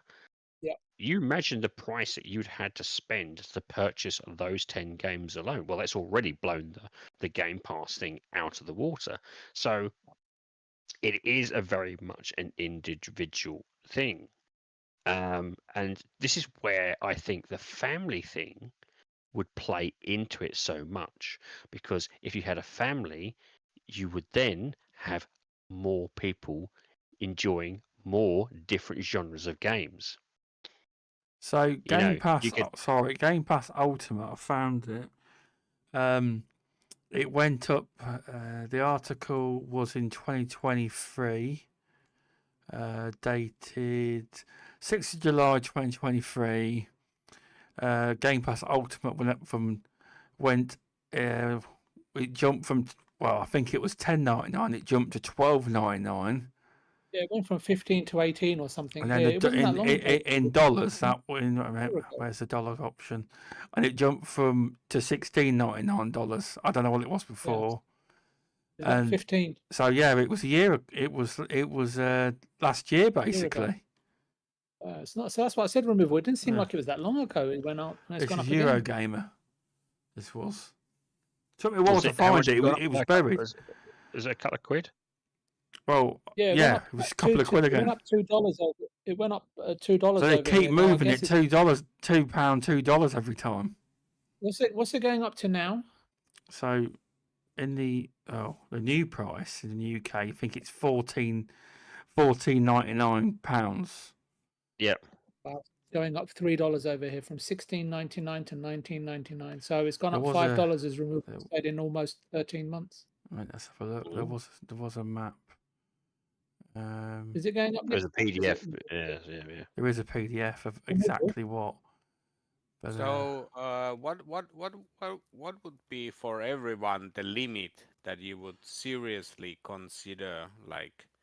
Well, I think again, this is the thing. I think it's going to be individual, because I said for those who consume games on, say, like a single genre basis, it could be their threshold could be just $5. That's it. That's their threshold. For people who multi-genre enjoy games multi-genre, their threshold could be a hell of a lot more. And this is the thing with the family one I was trying to say is, if you had a family one, well, of course, every family member might have a different genre, so that tolerance is even bigger, because it could be that actually 3 out of the 4 members of my family are playing loads of games where I'm not playing that much games, so it still makes it worthwhile. So again, it's one of those things. I think it's going to be a case by case basis, but what Microsoft is doing is what I would classify as the Netflix test, and basically it's every couple of months it's a tweak. Every couple of months, every 6 or 8 months it's a tweak. It's a tweak. It's a tweak. But I didn't look at it as that. I was going to say, Maria, I didn't look at it that closely, but basically for me, from my perspective, in just over a year, in 13 months, the price has gone up 33%. But that 33% is still in your head is still worth it, isn't it? Yeah. Because of what you play. And so the way I'm looking at it is that this is Netflix sort of esque, and I think we've seen what happens with Netflix. We've already seen what's happened with Netflix. They started increasing their prices on a regular basis. And what happened was then a huge drop when they started to push it too far. And that's when I think it'll be back off. They're testing the waters at the moment at what they can get away with until people start backing out of the services. When vast swathes start backing out, and they don't want that to happen, by the way, they don't want that to happen. Vast swathes start stopping or slowing down, that's when I think you'll see a more fixed situation. For me, because I've always wondered why they didn't clamp down on like Prime and CD keys as doing cheaper deals. It's like, surely this is counterintuitive, but I don't think it is. I think it's a very clever business tactic that it's going to help them in the long run. Do you see what I'm saying? Because it's like, well, you can get the price cheaper, even if we have put the price up. So it doesn't feel that much of a pinch still. I think it's a very clever business tactic. If you're still collecting the points, etc., as well, like Exactly. Masuka obviously does religiously. Yeah, and then all of a sudden, at some point, you're going to forget about it, and then pay full price. So, I think it's a 2-tier prong system upon which, and it's a business system. Let's face it, it's a business system to try and get as much money out of the customer, whilst providing a service that they see is valuable and good. Yep. And the trouble with that, as I'm sure VJ will back me up, is the customer's attitudes and taste change on a regular basis. So it's always an ever tweaking model. It's never a fixed model. It'll never be like, I don't know, what's the lemon iced tea in America? That's 99 cents still. It's never going to be a fixed price. It's gone up to $1.29. No, he hasn't. He said it is 99 cents. And it's like, no, 99 cents. That's all right. I'm not changing it. But it's one of those things. It's not going to be a fixed price, but they're going to tweak it and tweak it and tweak it. The question, and this is a question for every person who owns Game Pass or who's thinking about it, is it value for me? And at this stage, I don't think we're going to get. This is not going to stop. This is going to continue until the backlash comes across. Yeah. And from what I'm seeing, even now, most people are like, it's a couple of quid, a couple of dollars. That's all right. As you said, we didn't realise it's gone up $5 in the space of over a year. So just over a year, it's got up $5.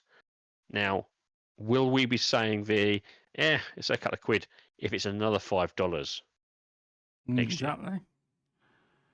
I struggle with the value because I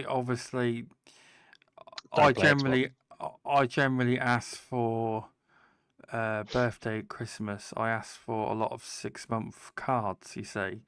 So I stack them and then I do the points. So I don't actually pay for it. That's you see what I mean? If I was paying for it, I'd give you I could give a better answer. Well, not necessarily, because this is the thing. You're going to have problems now with that stackability. So that's going to bite. This is what I'm saying. It's going to bite into you.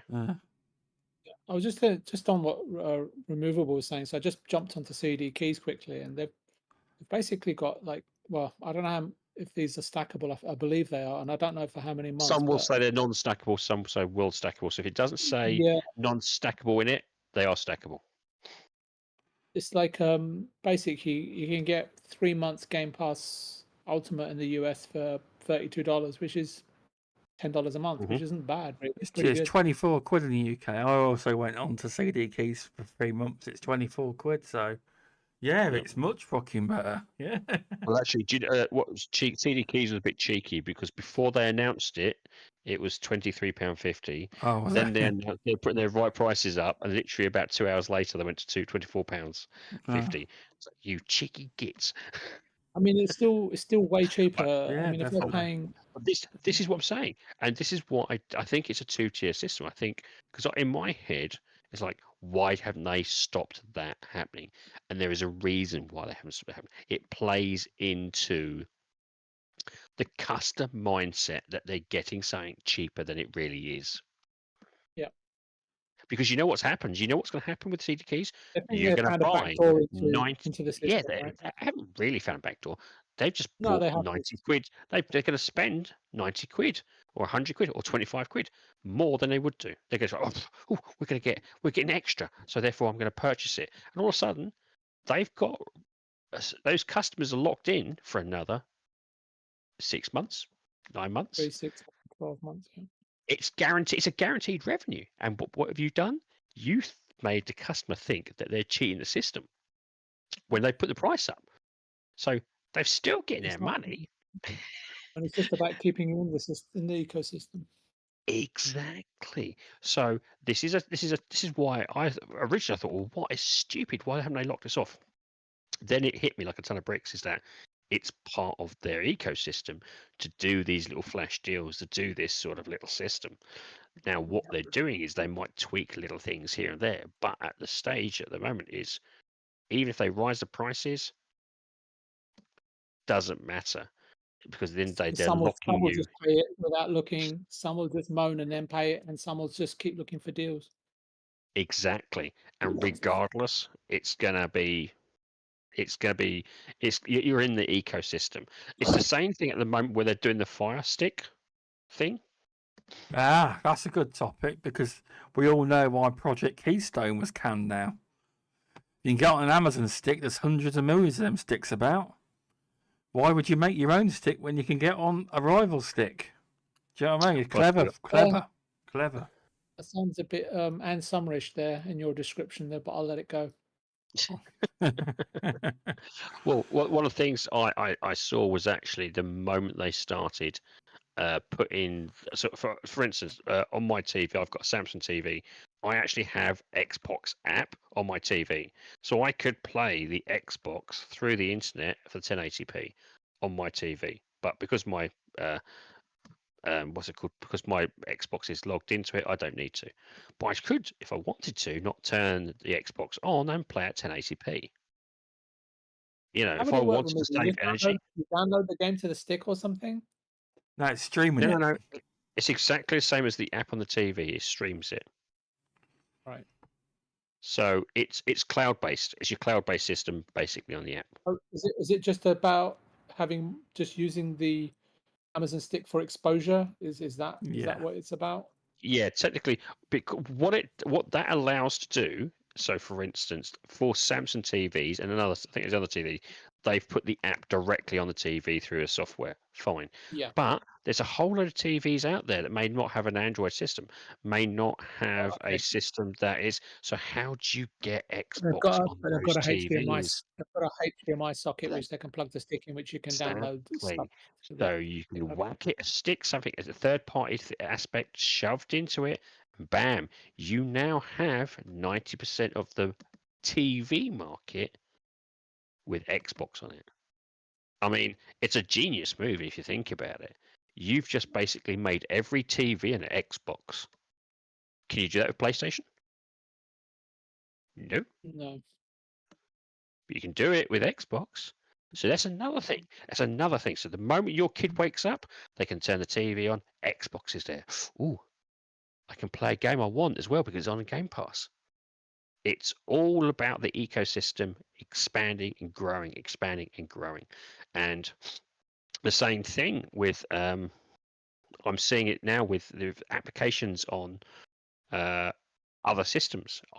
It's going to be added on to every single system at some point. I can see it. It's just going to be, it's part of the ecosystem. Then there was the kind of the rumor that they're not going to do hardware anymore. I don't think they'll not do. I think hardware will always happen. I do as well. Because because of the fanboys. There'll be people like myself who wants the hardware. I don't want a blooming digital only Xbox. I never want a digital only Xbox. I want a hardware system that's the best you can get with a CD tray in it. That's it. I just want that. And as long as there are people who want the hardware, they will make it. I do believe now that statement there. I honestly believe by the next iteration of the Xbox, the next gen, there ain't going to be no disk drive. I think it's gone. I think you will find there's a bit of a backlash to that. Might be, but I think it's in their percentages. I bet the percentage is very, very low for discs. What I would, you know what's going to happen though. You know what's going to happen. Do you think they'll build perhaps a modular system whereby you can add a disk drive to if you want? That's exactly what I was about to say. Like what PlayStation have done. Yeah, they probably will. Yeah. No, what they've done for the extra, they've done for Series S. They did a disk drive. What's it called? It was a peripheral. They were looking at a peripheral for the Series S. Oh. So yeah, they did. Yes, correct. Sorry, yeah. So they'll do a peripheral.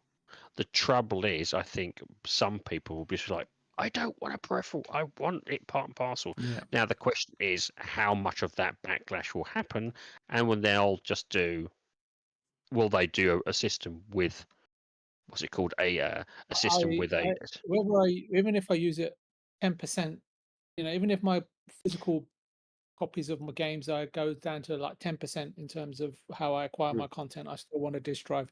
But I'd like to hear if Masuko is using his disk drive, or if he's flogged it or leasing it to someone else to watch dodgy videos on, or if he wants a brand new system with a CD drive incorporated. Yeah, well, I do use it, and it's like I use it now mostly for watching movies. Ooh. I haven't bought oh no, I have been buying these games, so that's not true. But not on Xbox side. So I have bought some for PlayStation and some for Switch this year. But for Xbox, I would have bought the new Yakuza game for on disc, but because I wanted the the DLC package, so I was just thinking like it's because I was trying to research it like beforehand, like if I buy the disc, how much I have to pay DLC wise, and Yeah. yeah, when I was watching the pages, and I was like, this is not really helpful. There isn't like any DLC pack for sale. So I'm like thinking, okay, I guess not then. So I just paid the extra on digital version. Yeah. But to be honest, Sorry, go ahead, Removal. Well, I was about to say, this is the thing they touted the Xbox Series for. This is a high-end gaming console, but you can do other stuff with it. One of the things that Mutakar mentioned recently in a video, I think it was today or yesterday, is that Xbox is the only console that still has a web browser on it. They were still touting that Xbox system, the Xbox console. You can play your movies on it. You can play your music on it. You can web browse on it. It's a multimedia system, but it's still geared to high-end level gaming. Let's look at it. Put it this way: how many PCs do you know don't have a CD drive? Yeah, my custom built one has not got a CD drive because I didn't put one in. That's why. Well, Stubz, let me put one extra thing to that. So now most of the cases for PC that are on the market, they don't have option to even put it. So most of them, like I would say now the market has less than 10% of the current cases that have option even to put it. Oh, okay, that's fair then. Yeah, no, that's right, because I had I know it's going to sound strange, but I had a CD-ROM from about 30 years ago, which has got some memories on it and some burnt data on it. And I called my nephew and I said, look, I haven't got a CD drive. Have you, and he's got a sort of decked out PC with about 16 screens. And he said, no, I don't. But he said, why don't you just buy, a CD, DVD, ROM player, only like $15 from Amazon. And I'm thinking, what is that really? It's like $15. No, it's true. Like you can buy them very cheap and just plug them in. Exactly. Said, if we're leaning towards it, Removable. My question to you is like, that Xbox has this manifesto of game preservation and this and that and the other, and all these people that go onto Twitter and say, "Oh, I've got Xbox games. I've got Xbox 360 physical games." Well, doesn't that fly in the face of it when they release a new system with no CD-ROM drive and you want to play all your back games on those? Their argument will be, you can get it digitally. Yeah, but if you've bought those games and you own them and you've kept them. Well, it's the same thing with it's the same thing. I'm not saying they will or won't, and they'll have an excuse. I understand all of that, but it flies in the face of what they've been saying to consumers up until this point. Yes, and this is the thing. Right. well, Microsoft generally does that. To be honest, with you. They say one thing and then do another. So really, but they really can't really take their word for anything, really. Basically, It's like most companies. Well, yeah, I suspect they will try to go down the fully digital route. I'm 100% certain they will try and go digitally, and then they will tout out. Because think about it, is the thing they will tout out a third party peripheral where you can play your CDs and log them in. That will be the thing as what's happening with PC. That's what will happen. I think that's fair, right? Now, Removable, right? You know, like at least be able to buy a, like you say, an external drive or something that perhaps even slots in somewhere or whatever. I don't know how they're going to, whatever the industrial design is going to be for the next system. So you can, you know, use your old games, you know. it's not ideal, but I can No, see it going it's better down than that nothing, path. yeah. Yeah, but the trouble is, better than nothing for me really pisses me off because it's better than nothing. No, It's like, no, yeah, well, I agree. But I mean, but the thing is, I mean, forewarned or foretold is whatever the saying is, right? It's forearmed, right? At least you kind of know what's coming. I mean, this whole digital strategy, I kind of mentioned on the show months, and I think about it probably even a year or 2 years ago. They've been doing this in Japan. They've I think at least 2 to 3 years they've been systematically reducing their product facings in retail stores. So you're forced to buy Xbox Series X games and S games digitally. It's incredibly difficult to find Xbox physical games in store. Then it's Sony, but you can find those games pretty more so. And Nintendo's pretty much I will say pretty much Sony does. everywhere. Yes, Nintendo and Sony do much more in terms of preservation of their CDs and disk drives. What I will say is, people say to me, "It's like, oh, it's going to go all digital," and that's the way people are moving. The retro gaming market flourishing says completely otherwise. Yep.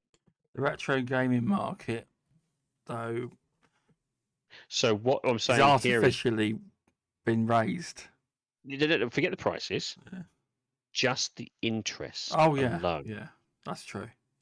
Forget the prices. You'd be forget surprised, that. You'd be surprised, Mr. Stubz. All those sort of Akihabara. There's loads of other locations now that, you know, it's like how can I put it, like a supermarket for classic games. Physical media. Yeah. It's physical media. trust me. People, you think there's only Japanese people, and trust me, there's people from France, from Italy, from Spain, from Eastern Europe. Physical media. The amount of nationalities you'll find in those stores is the variance in nationalities you'll find in those stores is quite remarkable. Okay. What people seem to forget is the best way I can describe why physical media I think will still be around is because of effectively the endorphin hit. It's a bit like, perfect example, me and you chat quite regularly over Teams or over WhatsApp, but we would have a hell of a better conversation in front of each other. It's that physical connection is a much more the emotional connection is rebel. And this is what I was talking about last week's show. Live connections, physical connections is so much more rewarding and addicting. We're talking about talking to each other, not horizontal refreshments, Mr. Stubz. Exactly. And the same thing happens with your physical media. If you touch a physical case, you have a deeper connection with it than you will do with your digital. Yeah, of course. It's a weird thing. You look at people you see people with their shelves with all their CDs on, all their DVDs. I've got it in front of me right now. I've got a bookcase of DVDs, games, and I can go and I'll rub my hand again. Yeah, I touch them. I'll touch them. I'll just tell you, even if you take away games, I was speaking to Stubz this week, and I said to him, I was just clearing out like one of my cabinets here, just did a bit of spring cleaning and stuff, and I told him, I said, I just found a photo of me and my missus from more than 30 years ago. It's 33 years old, the picture. I met her in my teens, and I said I couldn't believe it. And the thing is, because it's not in my phone, which I'm probably never going to come across that sort of thing. It's in my hand. Mhm. I can recall where it was taken.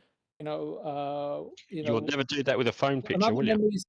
And other memories are a byproduct of having that physical item in my hand, Exactly. right? Versus if I buy a game digitally, all I remember is bloody using points or paying from my credit card. I can't remember where I was, what the You might situation remember the was. game, but you won't Yeah, remember the exactly. events surrounding that No, game. no other memories. Yeah, what I had for No, dinner that day, or where we went, or who exactly. we saw, or what we were I can tell you, wearing, and yeah, what country I we can were tell you some of in. the games I've bought, definitely Mortal Kombat, what I was eating, what happened that day, where I was doing. It feeds into so much. That's what I said. Yeah. It And feeds I mean, into obviously, so much of a yeah. bigger. I was going to say Go on. remove. I mean, obviously, all of my memories. I remember where I am and what I was doing. I'm always in Finland, and I'm always enjoying some sort of fried lotus root with Masuko. So it's always pretty much the same, really. Sorry, Good, I had to throw in a joke memories. removable because it was getting all a bit too I know. serious as usual. But you can see what I'm saying. You understand what I'm saying is when it's the connection on the physical side is so much more profound than a And that's digital why side. youngsters today are losing those connections and losing that understanding. And I was telling Stubz, I said, my nephew came in, and he just out of the blue, he said, he was just doing some research or something. He said, "My God, you guys lived during the 80s and 90s. That was a super cool period, wasn't it? Before phones, before internet." I think I was talking to you as well, wasn't I? Yeah, you was. Yeah, you was. They don't thoroughly appreciate, not a fundamental, I'll say thoroughly appreciate physical kind of memorabilia that you've accumulated yourself throughout your life, that you've sort of got tucked away in your treasure trove upstairs in the attic. It's a weird. It's one of these things. I'm trying to get my kids into physical side of things because they have those physical memories. They have like the pictures because you can look. I mean, Christ, I've got thousands of pictures on my phone, but do you know what my kids look at? It's the pictures on the wall, the physical pictures on the wall. Yeah, it's not the It's pictures in true. the phone. You're right. Yeah. It's the pictures, hence the physical art pictures on museums. the wall that they always continuously point at or look at or want to touch. It's not the thousands of photographs that I've got on my phone. It's it's just the pictures on the wall which we switch out and try to, and it adds in to us. It's those things mean more to them than digital, and that's the thing. I'm not knocking digital. Digital is a fantastic. It's a fantastic bridge. That's the best way I describe it. It's a fantastic bridge to the end result. But I do believe that your in-person events, your physical cases, your physical connections are so much more powerful that we should generally fight to hold on to them as long as possible. Because if you're just plugged in, you're not going to be half the time. He's like, oh, I was at an event with Indy and we had, he spilt a glass over himself or something, or, someone else tripped over, or we had a laugh about this whilst I was eating that particular food. It can be sometimes like, oh, I don't know, I'll have a jacket potato. Bam! That reminds me of about 6 or 7 different events that I have in my mind. Just the smell of something or the sound of something, it triggers something. You're not going to get that with digital media. Don't get me wrong. Songs you might, but even then, songs is based around an event or what you were doing at the time. So it's. No, that's why I don't think physical media is going to go away. I think there is too much of a connection at the moment for it to completely die out. And I said the retro gaming industry, it's booming. It is booming. So it still clearly shows people want a physical media. The fact, okay, perfect example, handhelds. Handhelds are booming. If people wanted digital, why would they want handhelds? Why would you need a handheld when you can plus, have something else you can connect? You can just connect your PC all the time. Why would you want a handheld? It's this. I still think there is a connection there. you know. So I mean, that's just me And ranting. I've got to give it to Nintendo on that. At least their next system. Well, as far as we know, it's going to be backwards compatible, and their new games are going to remain on some sort of SD card. And even with those SD cards, look at them. People are buying them in the thousands. Perfect example. Perfect example. You know, I think physical media isn't going to die out yet. But I hope not. But, it's one of those things. I just hope it isn't pushed too hard, or at least the pushback is from no. But us as the I think it's gamers. important. No, I think it's important that Stubz. Well, I don't know who brought it up, but I think Stubz brought it up because if we aren't having these conversations, then it's as good as not caring about it. It's one of those things. I think, don't get me wrong. I think digital media is a good thing. I do appreciate digital media. And I rant about digital media, but I do appreciate it. It's the bridge. Same thing with being able to game anywhere. It's a I mean, Christ, we're living in the future. We can play games on our TV. We can play games on our phone. We can play games. You can play games in Finland anywhere. now. Yeah, you can. You can play games in Finland. Can you believe that? They've got game systems in Finland. I cannot. They've got Lotus Root in Finland. He wishes. Well, it's what I'm saying is that you imagine we've got to the point now in technology that anything is possible. Really, anything is possible, and it's just amazing in terms of what's moving forward and progressing. But is there too much options now? Oh, without doubt. It's the best way I describe it is you go into a restaurant and you go, "Can I have the menu?" And then they give you a menu of over 3,000 items. You're looking at it and go, "Oh, Jesus Christ!" And all of it looks good. What do you choose? I think I heard something that people were the most happy if they had options of selecting out of 2 products. They were the most happy. Yes, because at a reduced pattern of selection means fear of missing out. Have you heard that phrase, fear of missing out? Yeah, FOMO.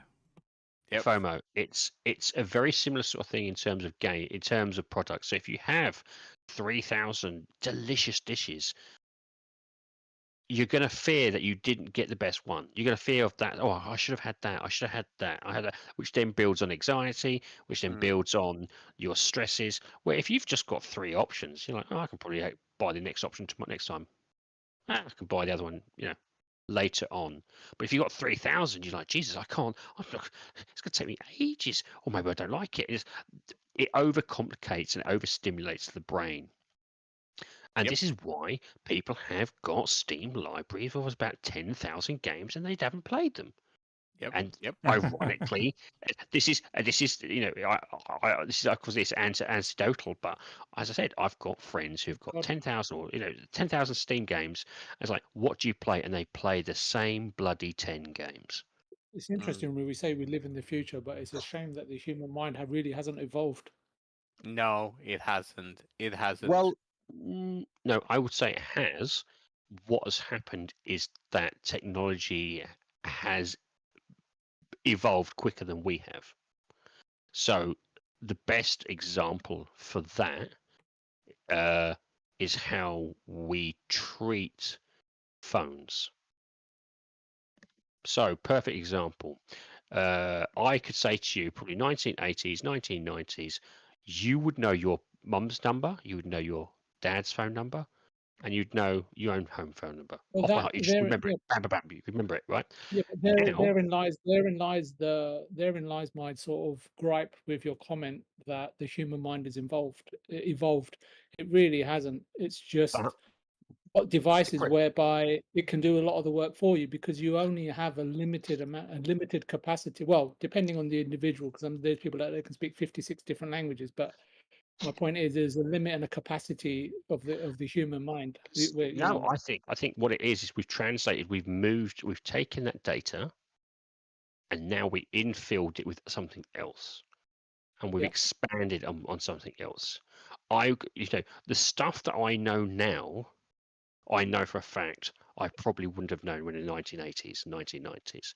You know, the So stuff that I'm consistently learning on a regular basis in that's terms access of to it. That's access to information, right? That's not the fundamental evolving of the human mind, right? There's still murder, there's still rape, there's still killing, you know, there's still all that stuff going on. That's the moralistic side of things. Yeah, I see what you're saying. Yes, that's the moralistic side. I was talking about just a percentage. So, for instance, our data capacity. If we look at data as like a hard drive, we've probably, I don't know, over the last 10, 20, 30 years, I suspect the mind's probably added another 2% data capacity. We're increasing in terms of what we can hold on to, what we can achieve. And we see that in terms of how we progress. I think that the research is the opposite, because it's constant dopamine cycle for young kids. It's going down. What I would have said was, now I agree. Previously, in a lot of ways. up to the internet stage, we were expanding at a rate of knots. The question that's probably come towards is that I would say the internet and social media has made us lazy. I still think the capacity is there to grow. I still think that we can grow. What it is we're just now looking for, as you rightly said, the dopamine hit. And the reason why I say the capacity is still there to grow. Well, the reason I was saying that's why I was saying the thing is that it's not that. What I said was that we haven't evolved. Didn't say we can't evolve. We can, but I think with what you're saying is correct. The fact that and what Masuko is saying is correct, that there is a failure to evolve because of what it is that we're having to deal with, right, externally of ourselves, basically in terms of how fast technology and how society and everything else around us evolving. It's at light speed, right, and we can't operate like that, right? And so the smartest thing about most people is their phone. Yeah, but I would say that if you look at technology, okay, AI is coming in just about now. We're just probably hitting to the point of AI where it's being slightly useful. We are still, as a species, have evolved to get to that point. We're still expanding our knowledge and still discovering new things as a species. The general population always struggled, I think, in terms of increasing their brain capacity. But then again, you look at what we're being taught. Apparently, I've watched some programs and some very clever people. If you there's some genius. I don't know if it was Albert Einstein. Mushrooms. Got high on mushrooms, and it reckon it actually expands elements of your brain you would never use to make you much cleverer. Magic mushrooms. I would not recommend doing that. I wouldn't condone it, but I'm just saying there's programs on it. They're slightly contested. Everything's contested, though. I would say everything is contested unless you've tried it yourself. Everything you can. Everything is. The reason I was saying is, you think about it now. It's like my kids now are taught how to code now versus in a much more complicated manner than I was ever being able to. Now I know it's easy now because I've gone through that period, but I'm much older. They're being taught that at an earlier stage, so already the bar has jumped higher. Now I'm not saying that. I'm not saying that was. I agree. I'm not saying that, but there is. What I'm saying is there is a dulling effect. It gets to a point where there's a dulling effect when it comes to social media and the internet. That does happen. I'm not knocking that, but what I'm saying is generally, when we start off, we are seen to be getting cleverer and cleverer. The problem being is that we have effectively an addiction, a societal addiction now that is nulling and kind of pausing that expansion. But I think in general, we are still getting cleverer and cleverer. It's just that something at the moment, we kind of have to sit ourselves down and go, as a society, what is making us lazy? And to be honest, I think there's a few philosophers You know said what, it reminds me of something Miyazaki once said, right? It was quite funny, really. He was in his studio and someone come up and said something to him. It was in one of his documentaries, and he says, he was sort of really angry. He says, I'm a 20th century man. I don't want to deal with the 21st century. I don't want to deal with CGI and all this other nonsense. And it kind of makes me think, am I kind of stuck in the last, am I still stuck in the last century? Am we I are. like Miyazaki Yeah. more than I Do realized? you know? Well, Generation X is what they classify as the last generation that had no technology or limited technology and the experience of super technology. We are the people without tech. We grew up without technology. We watched it was born, and now into the highlights of its expansion. So if technology, say for instance, if there's an EMP that wiped out all technology, Generation X would be able to survive, they were saying, because we've basically, we learned how to kind of survive in the wilderness back in the day. We learn how to use pencil and paper. We know how to drink from a hose. We know, we grew up, carving things and making stuff like that. But what I'm saying is, so it's one of those. I think to be honest with you, I think we are getting smarter. But I think at the moment there is a big problem. No. I think No. Sorry, go ahead, Masuka. Go ahead. No, it's like it's not going to happen. I can like pretty much tell you that it's not going to happen, no matter what is going to happen in the technological front, because like if you think about the demographics, how much the birth rates have fallen in the Western world, like more than half. Western is the appropriate thing. Yeah. Now, what I'm saying is, more than half of the people are going to opt out. They are going to be, and the people who are going to continue the human race will be more traditional by and large. There will be some with more progressive ideas, but it's the technological society that we are striving at the moment. There is going to be a big obstacles how it's going to continue, just because how the society of the people who are going to continue to the future will think about the world. I slightly disagree on that. I think because you're right, there is progressive mindset that says, right, actually, I'm not looking to have children, and so that aspect of it will disappear. But then again, you have the more conservative mindset who still want to progress technology, but still also want to have families. So I suspect it's a balancing technique. I think the same thing with every generation. Every generation, basically, what I would classify is it rebels against its previous generation. And so at the moment, we had a lot of progressivism in the last couple of centuries.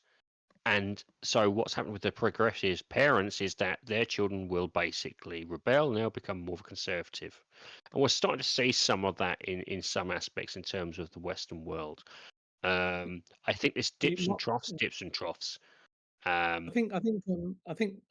see. The thing is, what I just noticed, Rube, I think we might have just been talking slightly at cross purposes, because I see one thing you got to know about Removable Masuko is that he does always look to the bright side of humanity, right? It's true. For I very me, much do. I think Yes. that no matter how technologically advanced we get, no matter how many chips we implant our brains with, human nature is that it's always Doomed to sort of fail. in the directional, in the direct, morality wise, we just haven't evolved in thousands of years, I don't think, in terms of our basic nature. So it doesn't matter how much technology you give us, we will find a way to destroy one another. And I think history has proven that. But you have to see it from Removable's point of view, is saying, look, you know what? With better information, with better access to information, with better connectivity, hopefully it can sort of destroy division and bring us collectively more closer together. I don't know if I don't want to put words in Removable's mouth. So No, Removable, I jump think in you're if I'm right. I talking think rubbish. Yeah, I kind of no. see where we're all coming from, you know, and it's really, really good to see. I think, as I said, and you hit the nail on the head. My partner's always said this: is you always look at the best of people. I kind of generally do that because at the end of the day, you know, I can understand where the gloom is. I can understand where there is concern where, as you rightly said, we're just going to walk straight towards our own destiny, our own death. Effectively, we are moving towards our own destruction. Except for, Yeah, But then I but see flashes. except for everyone in Finland and Rutland, they'll be safe. Oh yeah, they'll be Yeah. fine. Yeah. But then but I see. I mean, like I can be positive, but it's going to take, like, the next 2 generations will be lost. You cannot change like this kind of like demographics that fast. So it will be the next You can. century. But Masuko, there's one way you can Masuko, do that, but it's not going to be very nice. Masuko, I was going to say, right, if you take, I don't know how much you know about it, but if you take China, for example, what's happening there, right? You know how technologically advanced some of their cities are, right? Some of Yep. them are more technologically advanced than Japan, right? Yep. But in terms of infrastructure and accessibility, and look at what they're doing to the people. Look at what they're doing to each other. People are committing suicide, Yeah. left, right, and center. Kids are no longer being taught English anymore. Yeah. It's just there's hundreds and thousands of things going on there the outside world is really completely unaware of, and what it's doing to the Yeah. people. The middle class is being totally destroyed, and look how technologically advanced they really are. Because it all, at the end of the day, comes down to governments, it comes down to greed, and it just comes down to basic human nature. And sometimes I know it's a conspiracy theory because it isn't like widely, you know, sort of agreed upon, but whatever's happening over in China eventually just kind of rolls out and happens elsewhere, you know, kind of gets rolled out to the rest of the world. And it's, even in California, people will say to you, California is more communist than China at this moment in time. My rebuttal against that is, and one of the reasons why I kind of have this positive nature is that I agree with everything. What you've said there is everything's true. Taking some of Stubz' mushrooms. No, what you said there is completely correct. The thing that keeps me going is the spark. It's the flash moments, the little sparks. So for recently, one thing I just recently saw was that Chinese residents are now cutting down the cameras for facial recognition cameras. So it's a spark already. Now, whether China stomps it out, you know, the government stomps it out, is another matter. But there's a spark, and that's the thing that keeps me hope. There always seems to be a spark of something positive that just happens. That goes, do you know what? Maybe we will. And I'm probably, you know, in my head, maybe that is like a 2% chance that things will happen. But if I can see, for instance, and we'll take China as a perfect example, if I can see some of the Chinese people already cutting down the facial recognition cameras, and they've already got the boot of their government on their face tremendously, that is a spark that I'm going to hope with, because that means there's potential for change. There's potential for a better system. There's potential for, in all of us, for that to kind of get better. Whether or not it happens, we don't know.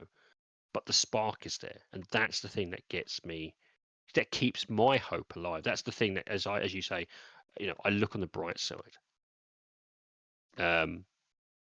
Because, you know, it's for me, that is the thing that just gives me hope that we're not going to go down without a swing. You know, we're not going to go down fighting. We're going to go. Sorry, we're going to go down fighting, rather than just basically, you know, roll over and let our inhibitions and let our elements, you know, cause problems for ourselves and just go down. So that's my take on it. But that's how I was trying to explain why I've got that sort of positive mentality, is because I've seen the sparks in human beings, whether it be, you know, China, whether it be India, Russia, even in the UK, even in California, there's sparks of No, removable. I decency don't and think. rebellion.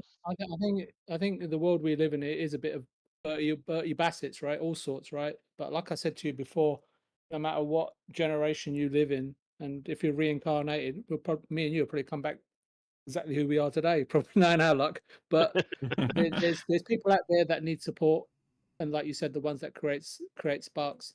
There's ones there are many out there that just deserve a slap, and there are probably a hell of a lot more out there that you're unaware of that just need to be deleted. But that's just the world we live in. And Josh, I think that's probably been the case for thousands of years, since the time of humanity. I think that you know, but it needs a spark to kind of ignite change. And so you're right, as Masuka was saying, he thinks that, you know, 2 generations. You know, We've when got you said potential. that, I don't want to bring up a bad moment, but Masuka and you should probably know it, but there was a spark once, and the Chinese government still haven't ever sort of acknowledged it. There was a spark once, and it was called Tiananmen Square.